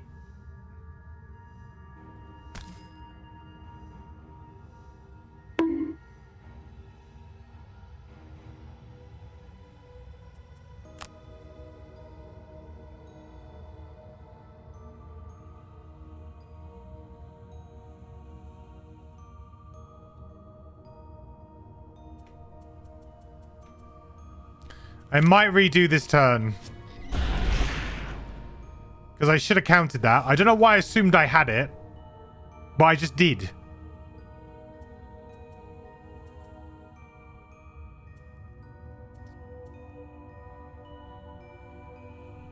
Oh, maybe not. I can always preventionist key this guy from the back lines now anyway, which is okay.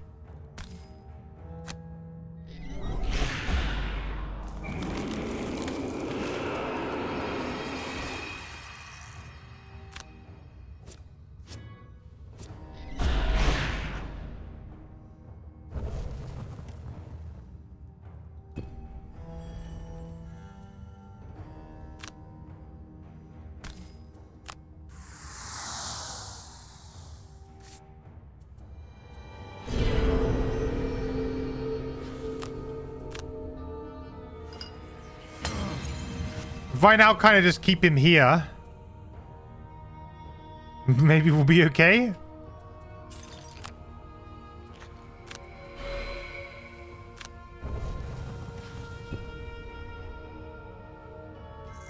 We just keep working on this Earth Demon Elite.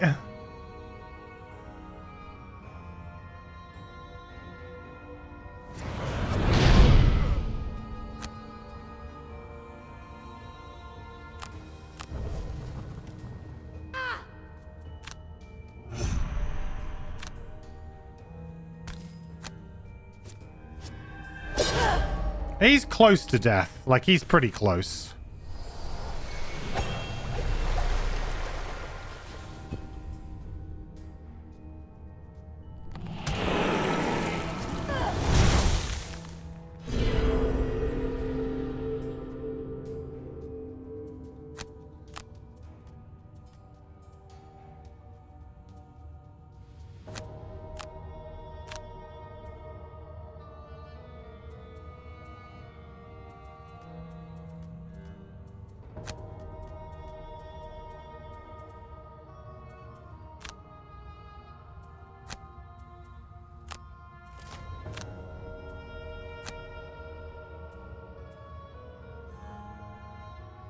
Keep disarming.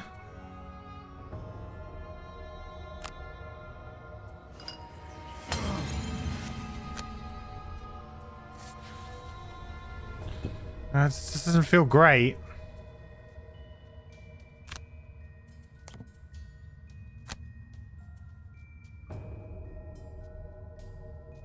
I might just have to take some retaliate damage here just to try and get some speculative damage in with my Mind Thief.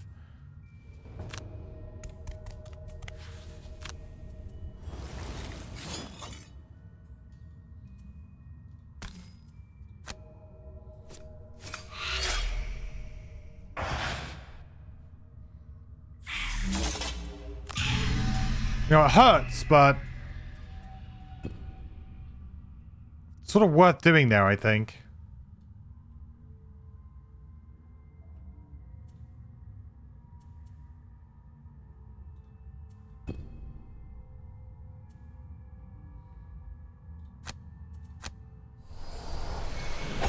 It hurts, but it's a good hurt. Yeah, exactly. Exactly. I'm not, like, super keen on it, but... You know, you gotta do what you gotta do.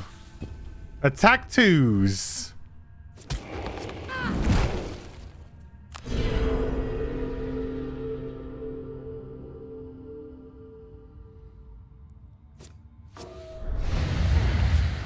Has it got wound on it? No. Good.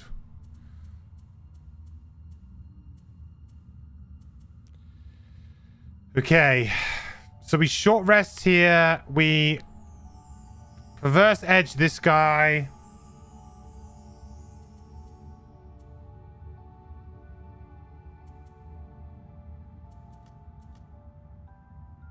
Short rest, bloody sore, die.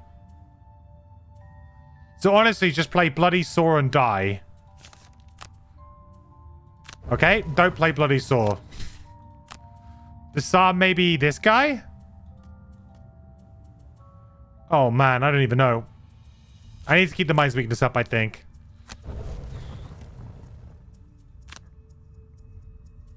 We are like pretty close to losing here, it feels like. But also we got quite a lot of stuff going on, so I guess I can't feel too bad.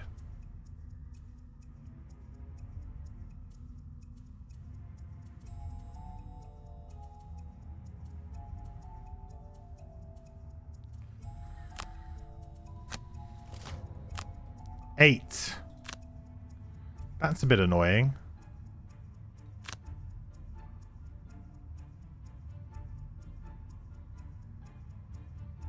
Oh, they're not attacking though. Huh. Alright.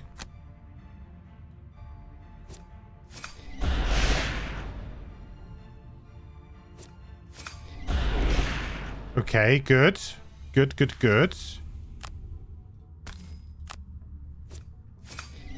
Good. Okay. That was a great round for us. Is the scenario still bugged? Never mind if you left item or take them both, you will get the same prize. That's unclear. I'm not so sure at the moment, Zach. I know that they removed it entirely. So at one point they did just get rid of sort of everything.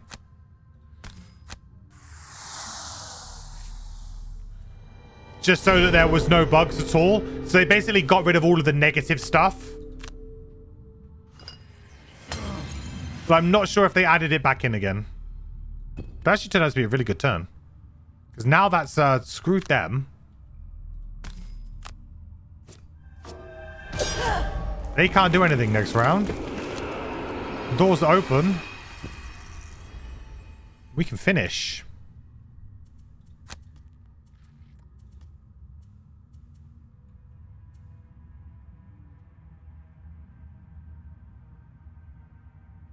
I don't really want the negative rep, whatever it is. I'm not particularly up for that. The items are not great. It's just basically gold. So I don't see many reasons here to not just win. Go for the win.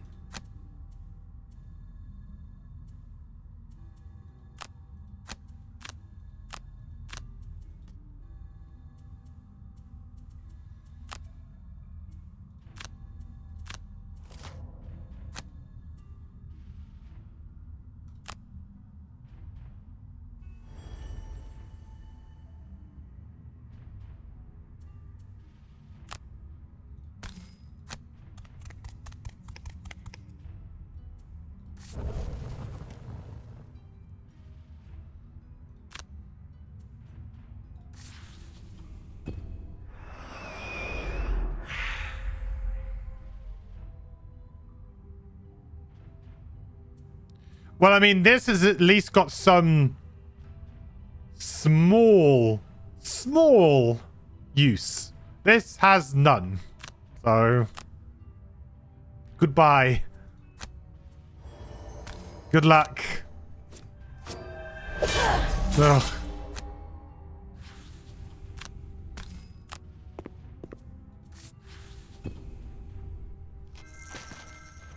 Okay, we worked it out in the end. Nice.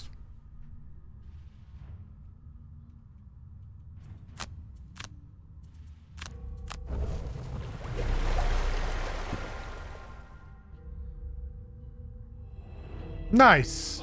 Very happy with that. Nice.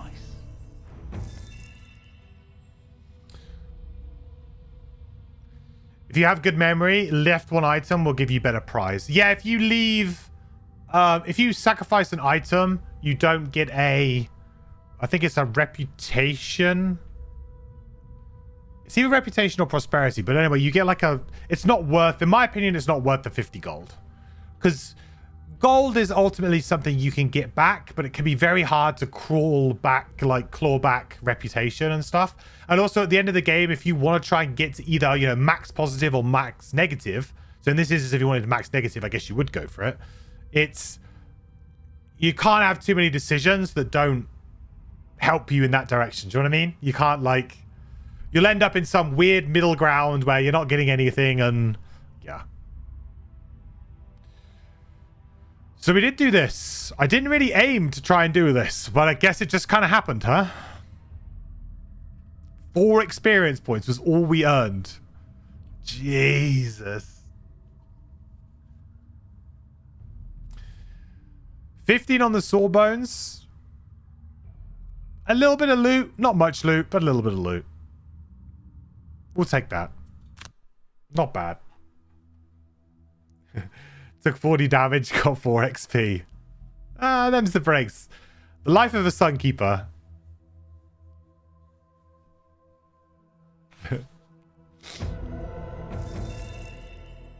Yeah, there you go. So I think we would have got negative there or something. Don't know for sure, but I think we would have got negative.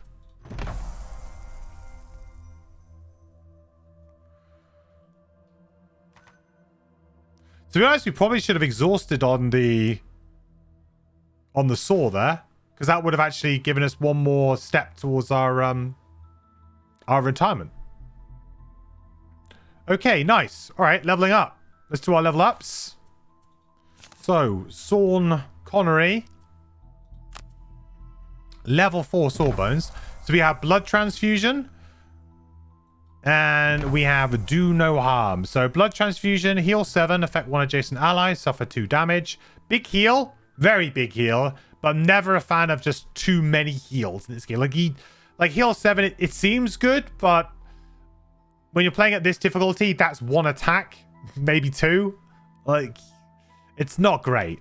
It's sort of like it's a bit of a do nothing. It's a lot of heal though if you're playing like on normal difficulty. Like if you're playing on normal, and that could actually do a lot. So, but yeah, just not a huge fan. The suffer 2 damage to yourself as well is an annoying drawback.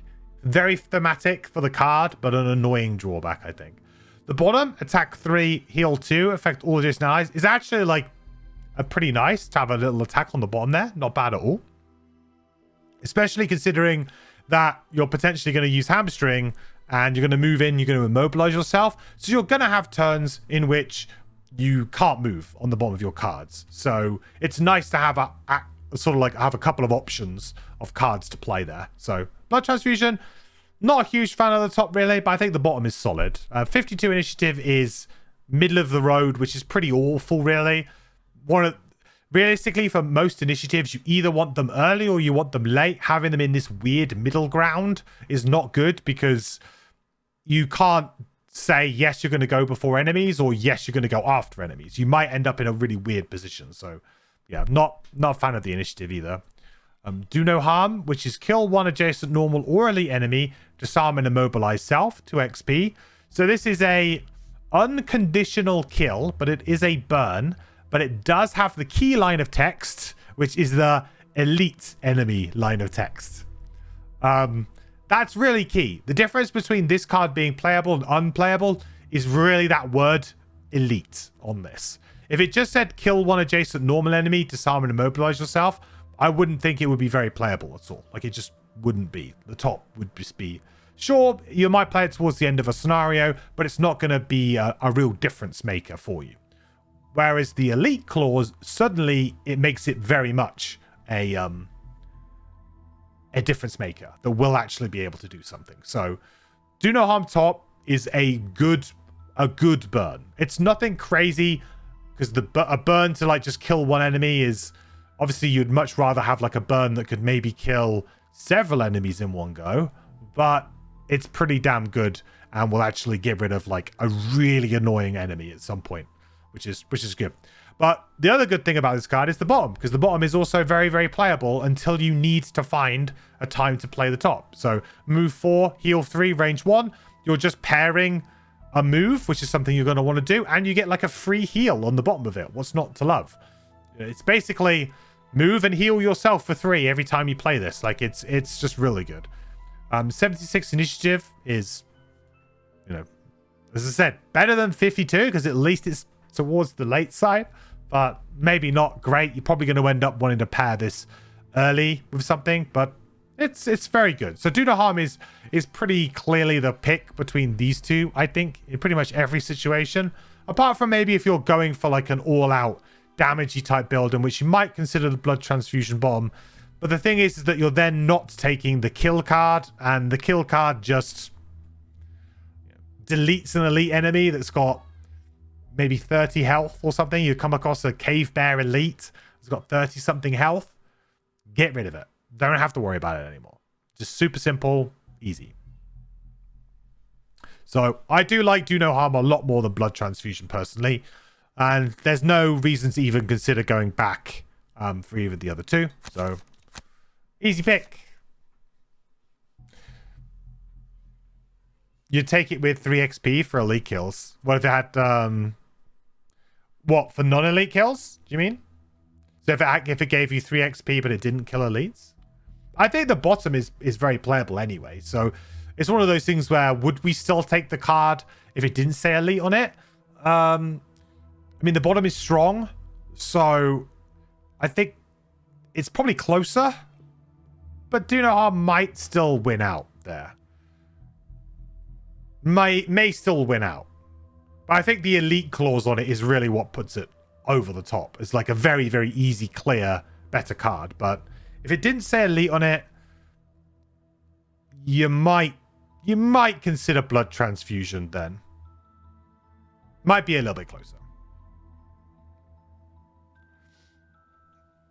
You think 2 XP for non-elite is fine, but the burn on elite should be a bit more rewarding. Oh, well, you mean you should get more XP if you burned it to kill an elite? Is that what you mean? You get -1 rep and -2 prosperity. That's the worst thing. If that's what you get Iron and Wine, that is the worst thing. Have I played XCOM? Yes, I have played XCOM. I've played on stream. Completed XCOM 2 on stream. When was that? A while ago. So it was a period of time where I wasn't streaming Gloomhaven because there was nothing coming out. So the devs went into hiding for about half a year, for about 6 months, where they were working on the big patches to bring the game out of early access. And that's when they bought Guildmaster mode in. And that came in, I think, summer of last year, maybe. So there was about 6 months or so where I played non-Gloomhaven stuff on stream every week.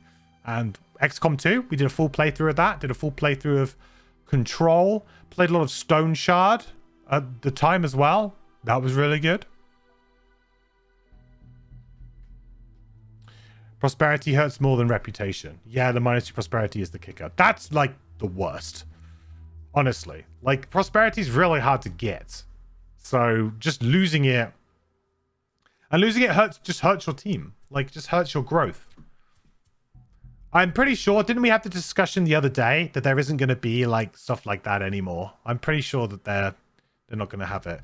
We said they've confirmed that there's no minus perk points like events or something in the game for Frosthaven, which is good because that's another one that really annoys me because you've just spent a lot of time, you've just spent a long time in a scenario, worked really hard, tried really hard to get your battle goal done. You did it. It was really annoying, but you did it. And you're like, yes, you feel accomplished. And then a road event comes along and takes it away in like a minute, 30 seconds. Like, it's not good. So anything that takes time to earn, in my opinion, should not be taken away by simple flips of cards. Like, do you do this option, especially for players who don't understand the implications.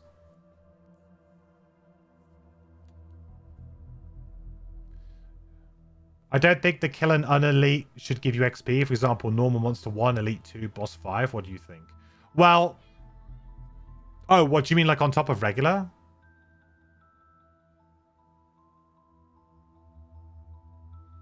Do you mean so like are you talking about like separately from the cards, Zek? So like so at the end of a scenario, if I killed 5 regular monsters, I would get a bonus 5 XP at the end of the scenario. Is that what you mean? Or do you mean like specifically relating to like a card?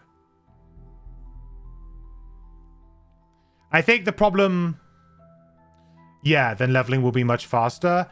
Well, the thing is that the characters are designed to level at different paces.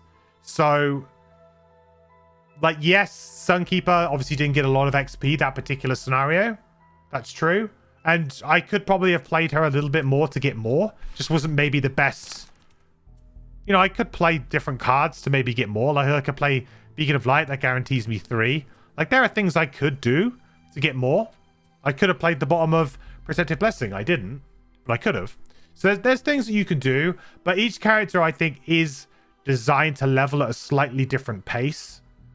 That is built into their identity as a character. So I don't worry about it too much. It's quite easy. Like, for example, the Mind Thief is very easy to level the Mind Thief to level 9, I think, because everything the Mind Thief does gives you XP. It's very similar with 2 minis as well. Everything you do gives you XP. Music Note, very similar. Who else levels incredibly fast? Spellweaver can level incredibly fast if you maximize her. So I don't necessarily think that that's a good idea, because also those characters tend to be attacking characters. So all you'd be doing is potentially increasing their leveling. So, you know, Spellweaver gets XP by attacking. If she's also getting XP by killing, that means that she's leveling up even faster. You know, the reason why the Sunkeeper doesn't get XP is because of the damage dealt. You know, she doesn't deal loads and loads of damage. She can only attack one thing at a time and just sit there really and defend. So I think it's a difficult one to really mess with,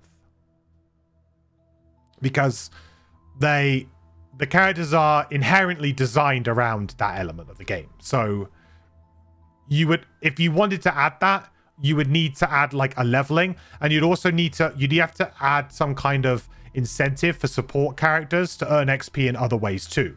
So you would need to have like, you know, like you get XP for healing or something, or, well, not every heal, but something, I don't know. But you would need to level the playing field, because not every character is about doing damage or doing as much damage. You know, they do damage in different ways.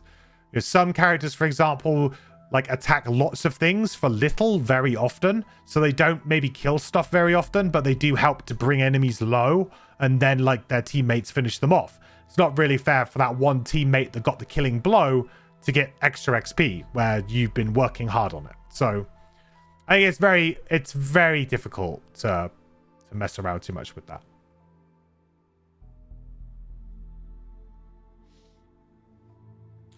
Two minis is an XP train. You'd either want an XP nerf for two minis or a buff for most starter classes regarding XP gain. I mean, all you would need to do is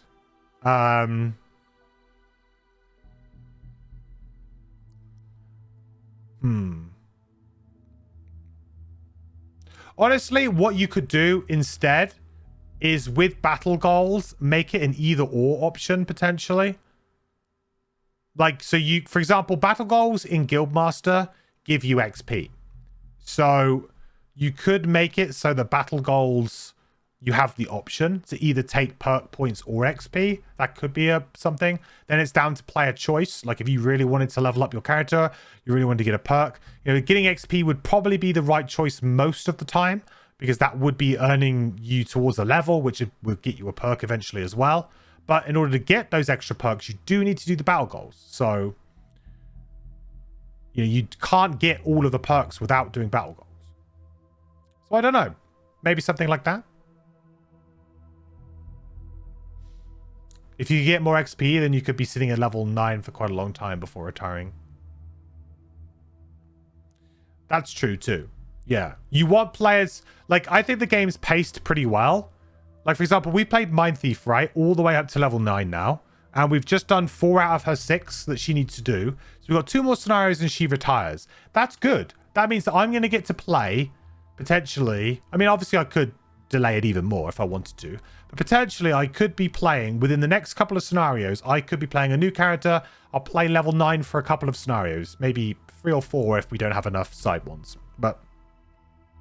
that's not bad. I honestly don't feel like the game is very well designed for players to play at level 9. Mainly because the monsters tap out at level 7. So monsters only have stats to level 7.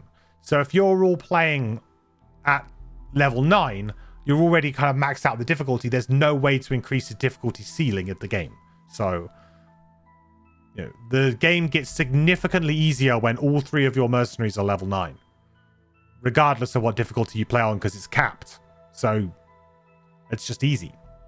So I find it more interesting to get new characters, go back down and try again. Music note literally just plays the song and she's good to go. I mean, exactly. It's just a song and then that's it. You're done.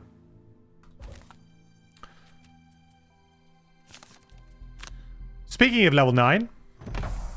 So we have many as one. Summon the Rat King. Rat King is a very interesting summon. Probably one of the most fun summons in the game in terms of trying to like make good, but is pretty average. I mean, it's a decent summon, but all melee summons are always going to struggle. Like, unfortunately, there is no buff or item or anything you can really put in the game to really help melee summons out. They're always just going to end up getting hit and hurt and it's not going to be good. Even if you played like perfect all the time, they could just wander off and do something stupid. Like somebody draws a ×2 on an enemy and kills it, so then their focus switches and they go somewhere random and then they die. So that's the problem with melee summons, is this is a very unpredictable and hard to protect. But racking is an interesting one and can actually hit for quite a lot. And you have a really good attack modifier deck with the Mind Thief, so summons can make use of that. The bottom is all allies within range 2 add +X attack to all their attacks this round, where X is the number of your allies within range 2 of you. I have never, ever, ever played the bottom of this card, ever. So I cannot tell you if it's good or not, but I'm pretty sure it's bad because I've never seen it do anything great. And it's a one-time buff. I'll be honest, if this was a non-burn,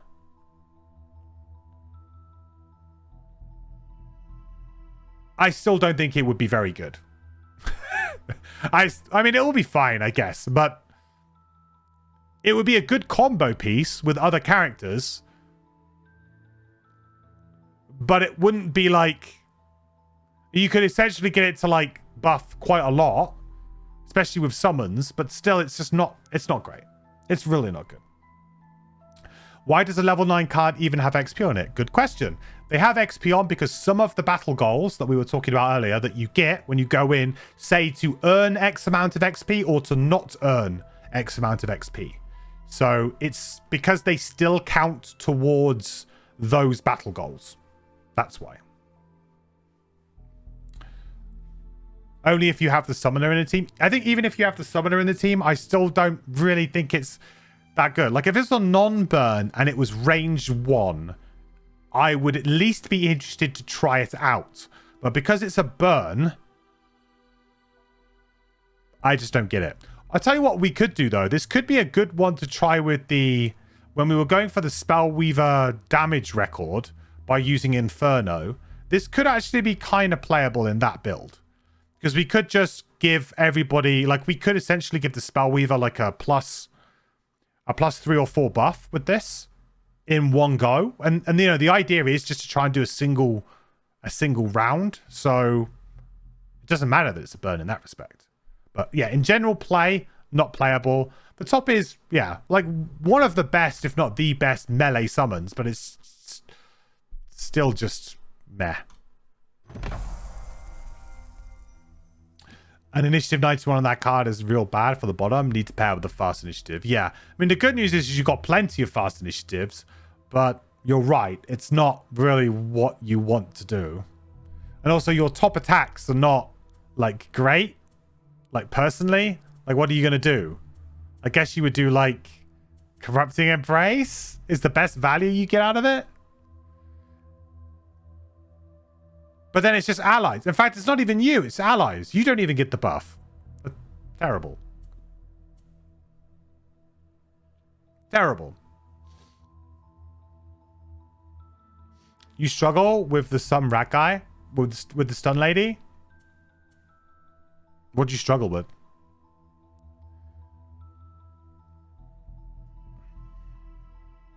So, Phantasmal Killer is the other card at level 9. Which is substantially better, but ultimately a little bit underwhelming. Like, I find this card to just be a bit disappointing. Just because it would have been really, really cool to have a big mind control ability or something, I think, for the Mind Thief at a high level. Like, if they had got rid of... If they get rid of this, and they actually have... Or this, really. And they have some sort of really cool evolution of this effect, which would be like... Kill one elite enemy and then do like an attack 3, something like that. Like basically just make a really, really good cranium overload, or have a way to maybe control like 3 different guys and they all attack each other or something. Like just come up with a really fun mind control ability. And ultimately it's just a bit like it's strong, but it's just not like, I don't think it's thematically very fun. So basically we get a new augment that allows us to kill normal enemies by consuming dark instead of doing an attack, which is nice. Instant kills, always good. And it's a non-burn. So it's a good one to have for sure. And the bottom is also very strong. Just move to, loot, go invisible. Finally allows us to maybe get rid of Into the Night because we now have a card that does it all. Thank God. And we don't need to play Scurry with it every time. So, I mean, it's good. But ultimately, I kind of wish that there was some different options, personally. You struggle with the rat guy. How to use him early on seems situational. So that's hard to answer. Okay. The Mind Thief, this character, is the best starting character. Like, hands down. There are a few reasons for this. First reason is she has this card, which is Perverse Edge, which is a stun on the bottom. On 8 initiative as well. What this means is that she can stop an enemy from taking a turn, which is really, really good in Gloomhaven. Like, stopping enemies from taking turns is like the best thing. If you can't kill an enemy, the next best thing to do is to stop it from taking a turn. And unfortunately, enemies usually have more health than you can kill in a single round most of the time. So you're going to need to stun enemies. So Perverse Edge Bomb is one of the best cards out of all of the characters in the beginning. And the other good thing about it is it generates ice, which then gives you ice to spend on Frigid Apparition the following turn, which is another stun and a good size attack. So you've got a really, really good sort of 2-card combination there that you can play one round, and then the following round you can play this, and you can stop maybe the same enemy from taking a turn for 2 whole rounds. Like, that's really, really strong. Just stopping enemies from doing anything, regardless of what situation you're in. Guarantee you, stopping enemies from taking turns is always good. The other reason why she's the strongest character in the game is because she has the Mind's Weakness, which is her basically one of her special things, which is an augment, which means that once she plays it, it's a persistent ability. It goes out in front of her. It is now in her active area. It's in play, if you like. And for every melee attack that she does from now on, she's going to get an additional +2 attack. So now you can start to see, like, when you pair it with stuff like this, you're now attacking an enemy for 5, which is still huge, by the way. 5 damage is above the curve at level 1. It is way above the curve. The curve is basically attack 3. Like, that is the curve. So anything that is above attack 3 is good in terms of, like, additional damage. That means that you're doing above regular amounts of damage. So attack 3 for, like, single target, but, like, for multiple targets, it gets a bit funky. But that's, like, what I call the baseline, is attack 3. So she can now attack something for 5 with a stun. That's just insanely good. You can now also just start to use Fearsome Blade for an attack 4 with push 3 on it. Really, really good early game card. You've got Feedback Loop for, like, moving and jumping, so she's very mobile character. You've got Empathetic Assault, which has got a really nice, it's a burn effect, but another really nice effect, Disarm, on here. Really good at taking out a troublesome enemy at range, and can heal herself a little bit on low initiative, which is really good. So there are some great cards. And then early on, you get Hostile Takeover, which is a nice ranged attack. The mobilize as well. She is absolutely the best starting character. And Crackheart's my favorite character. And I say that, like, pretty comfortably. And it's just because she has the perfect mix of control to stop enemies from acting and damage to be able to kill enemies on the spot. So she's just, like, perfect. Like, just perfect. Hey, no problem. If you want to check out my my Mind Thief guide, check it out there. In which I think I go through that combo. How many hours do I have in Gloomhaven is hidden on my Steam profile. Is it hidden? Oh, that's not one of those. And thank you so much for the follow, Filthy Randy. Welcome. Hope you're doing well. It's hidden. Not sure why it's hidden. I mean, I'll show you guys. Don't mind.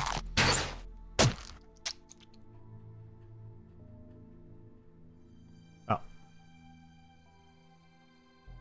And Phyrexis, thank you so much for the follow as well.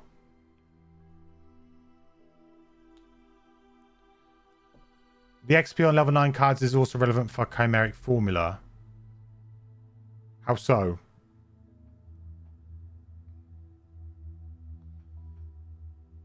So yeah, 1500 hours in this. And then obviously I've completed the physical game as well. Don't know how many hours that was though. We probably did somewhere in the region of about 60 scenarios, I'd say. Probably like... That's probably like 100 and something hours for a complete playthrough. 120 maybe. Maybe a bit more than that, maybe 150. And then Jaws of the Lion 2, which I'm working on. Oh, hey, we did this. Didn't even know we did it.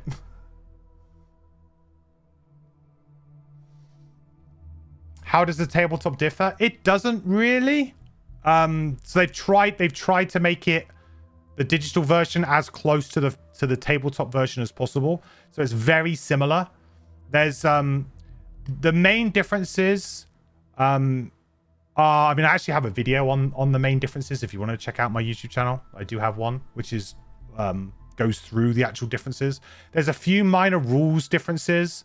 There's a few sort of differences with the information that's given or that players have access to. There's also in digital, there is Guildmaster mode, which is a whole brand new mode which was exclusive for digital that they made. So digital has more content because they also have that you can play through. It's another 150 scenarios. So, but in terms of like the core like campaign experience, they're incredibly similar. There's just a few scenarios that were changed slightly, reworded, a few small things taken out because they wouldn't work for whatever reason, or they were more like exclusive for the physical game. But you're looking at like 95%, like high 90s% like for like. There's not much in it. To be honest, like once you've played one or the other, you wouldn't necessarily need to play the other. Does that make sense? Like it's not like I feel like you should play them both. I mean, the game is great and there's nothing quite like getting out a game and sitting around a table with your buddies, but honestly, you could play them both.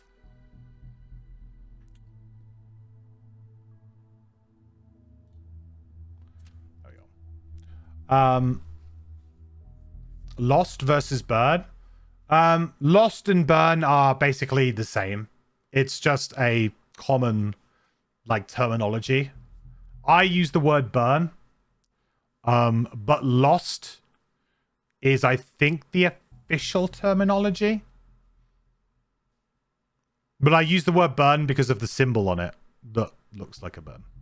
And I believe that they actually have renamed it to Burn here. But in the original game, they may refer to it as Lost.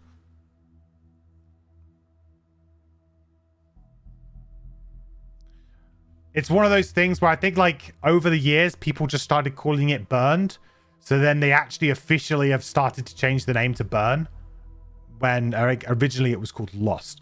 I think it's Burn is because Burn is a very common like language used in card games, right? I think like when people say, oh, you got to burn a card, like people understand what that means. So I think it's just one of those things where like common terminology from other games kind of leaked in a bit and it's sort of now a bit called Burn.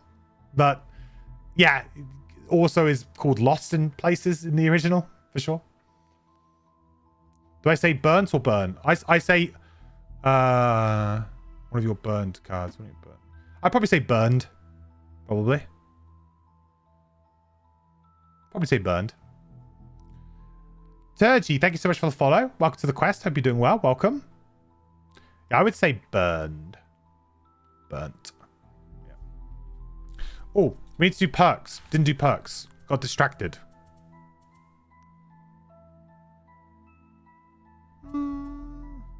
It's quite a nice one, that one, if you get it. I think I would like some extra damage, though, right now. But I've got my eyes on you. That's always a very good one.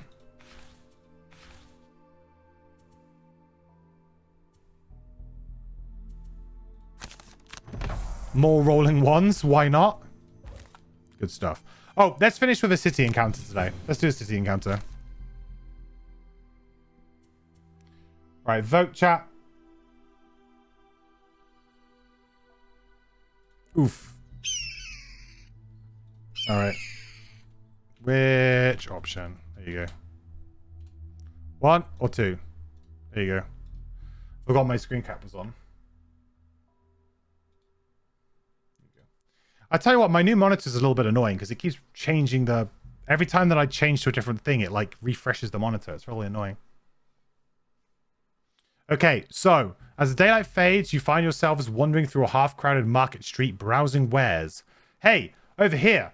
You turn in the direction of the voice to see a filthy vermling gesturing from a dark alley. Yeah, you grim-looking chaps. I have something you might be interested in. The vermling holds out a piece of metal covered in sludge. Found this in the sewer. Writing on it I don't understand, but I know it's valuable. You can have it for 10 gold. Do we pay for the thing? Option 1, you never know. Option 2, refuse to pay. Never trust a vermling. Did we get the item from this yet? No.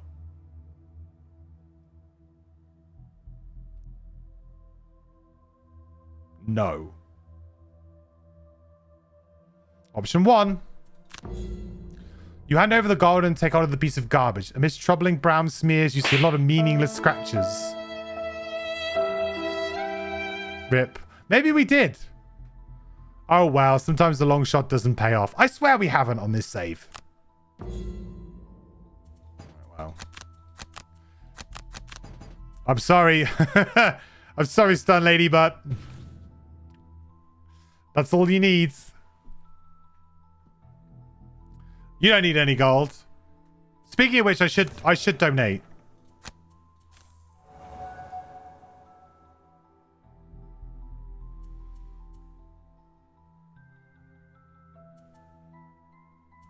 I'll just donate once with the Mind Thief for now.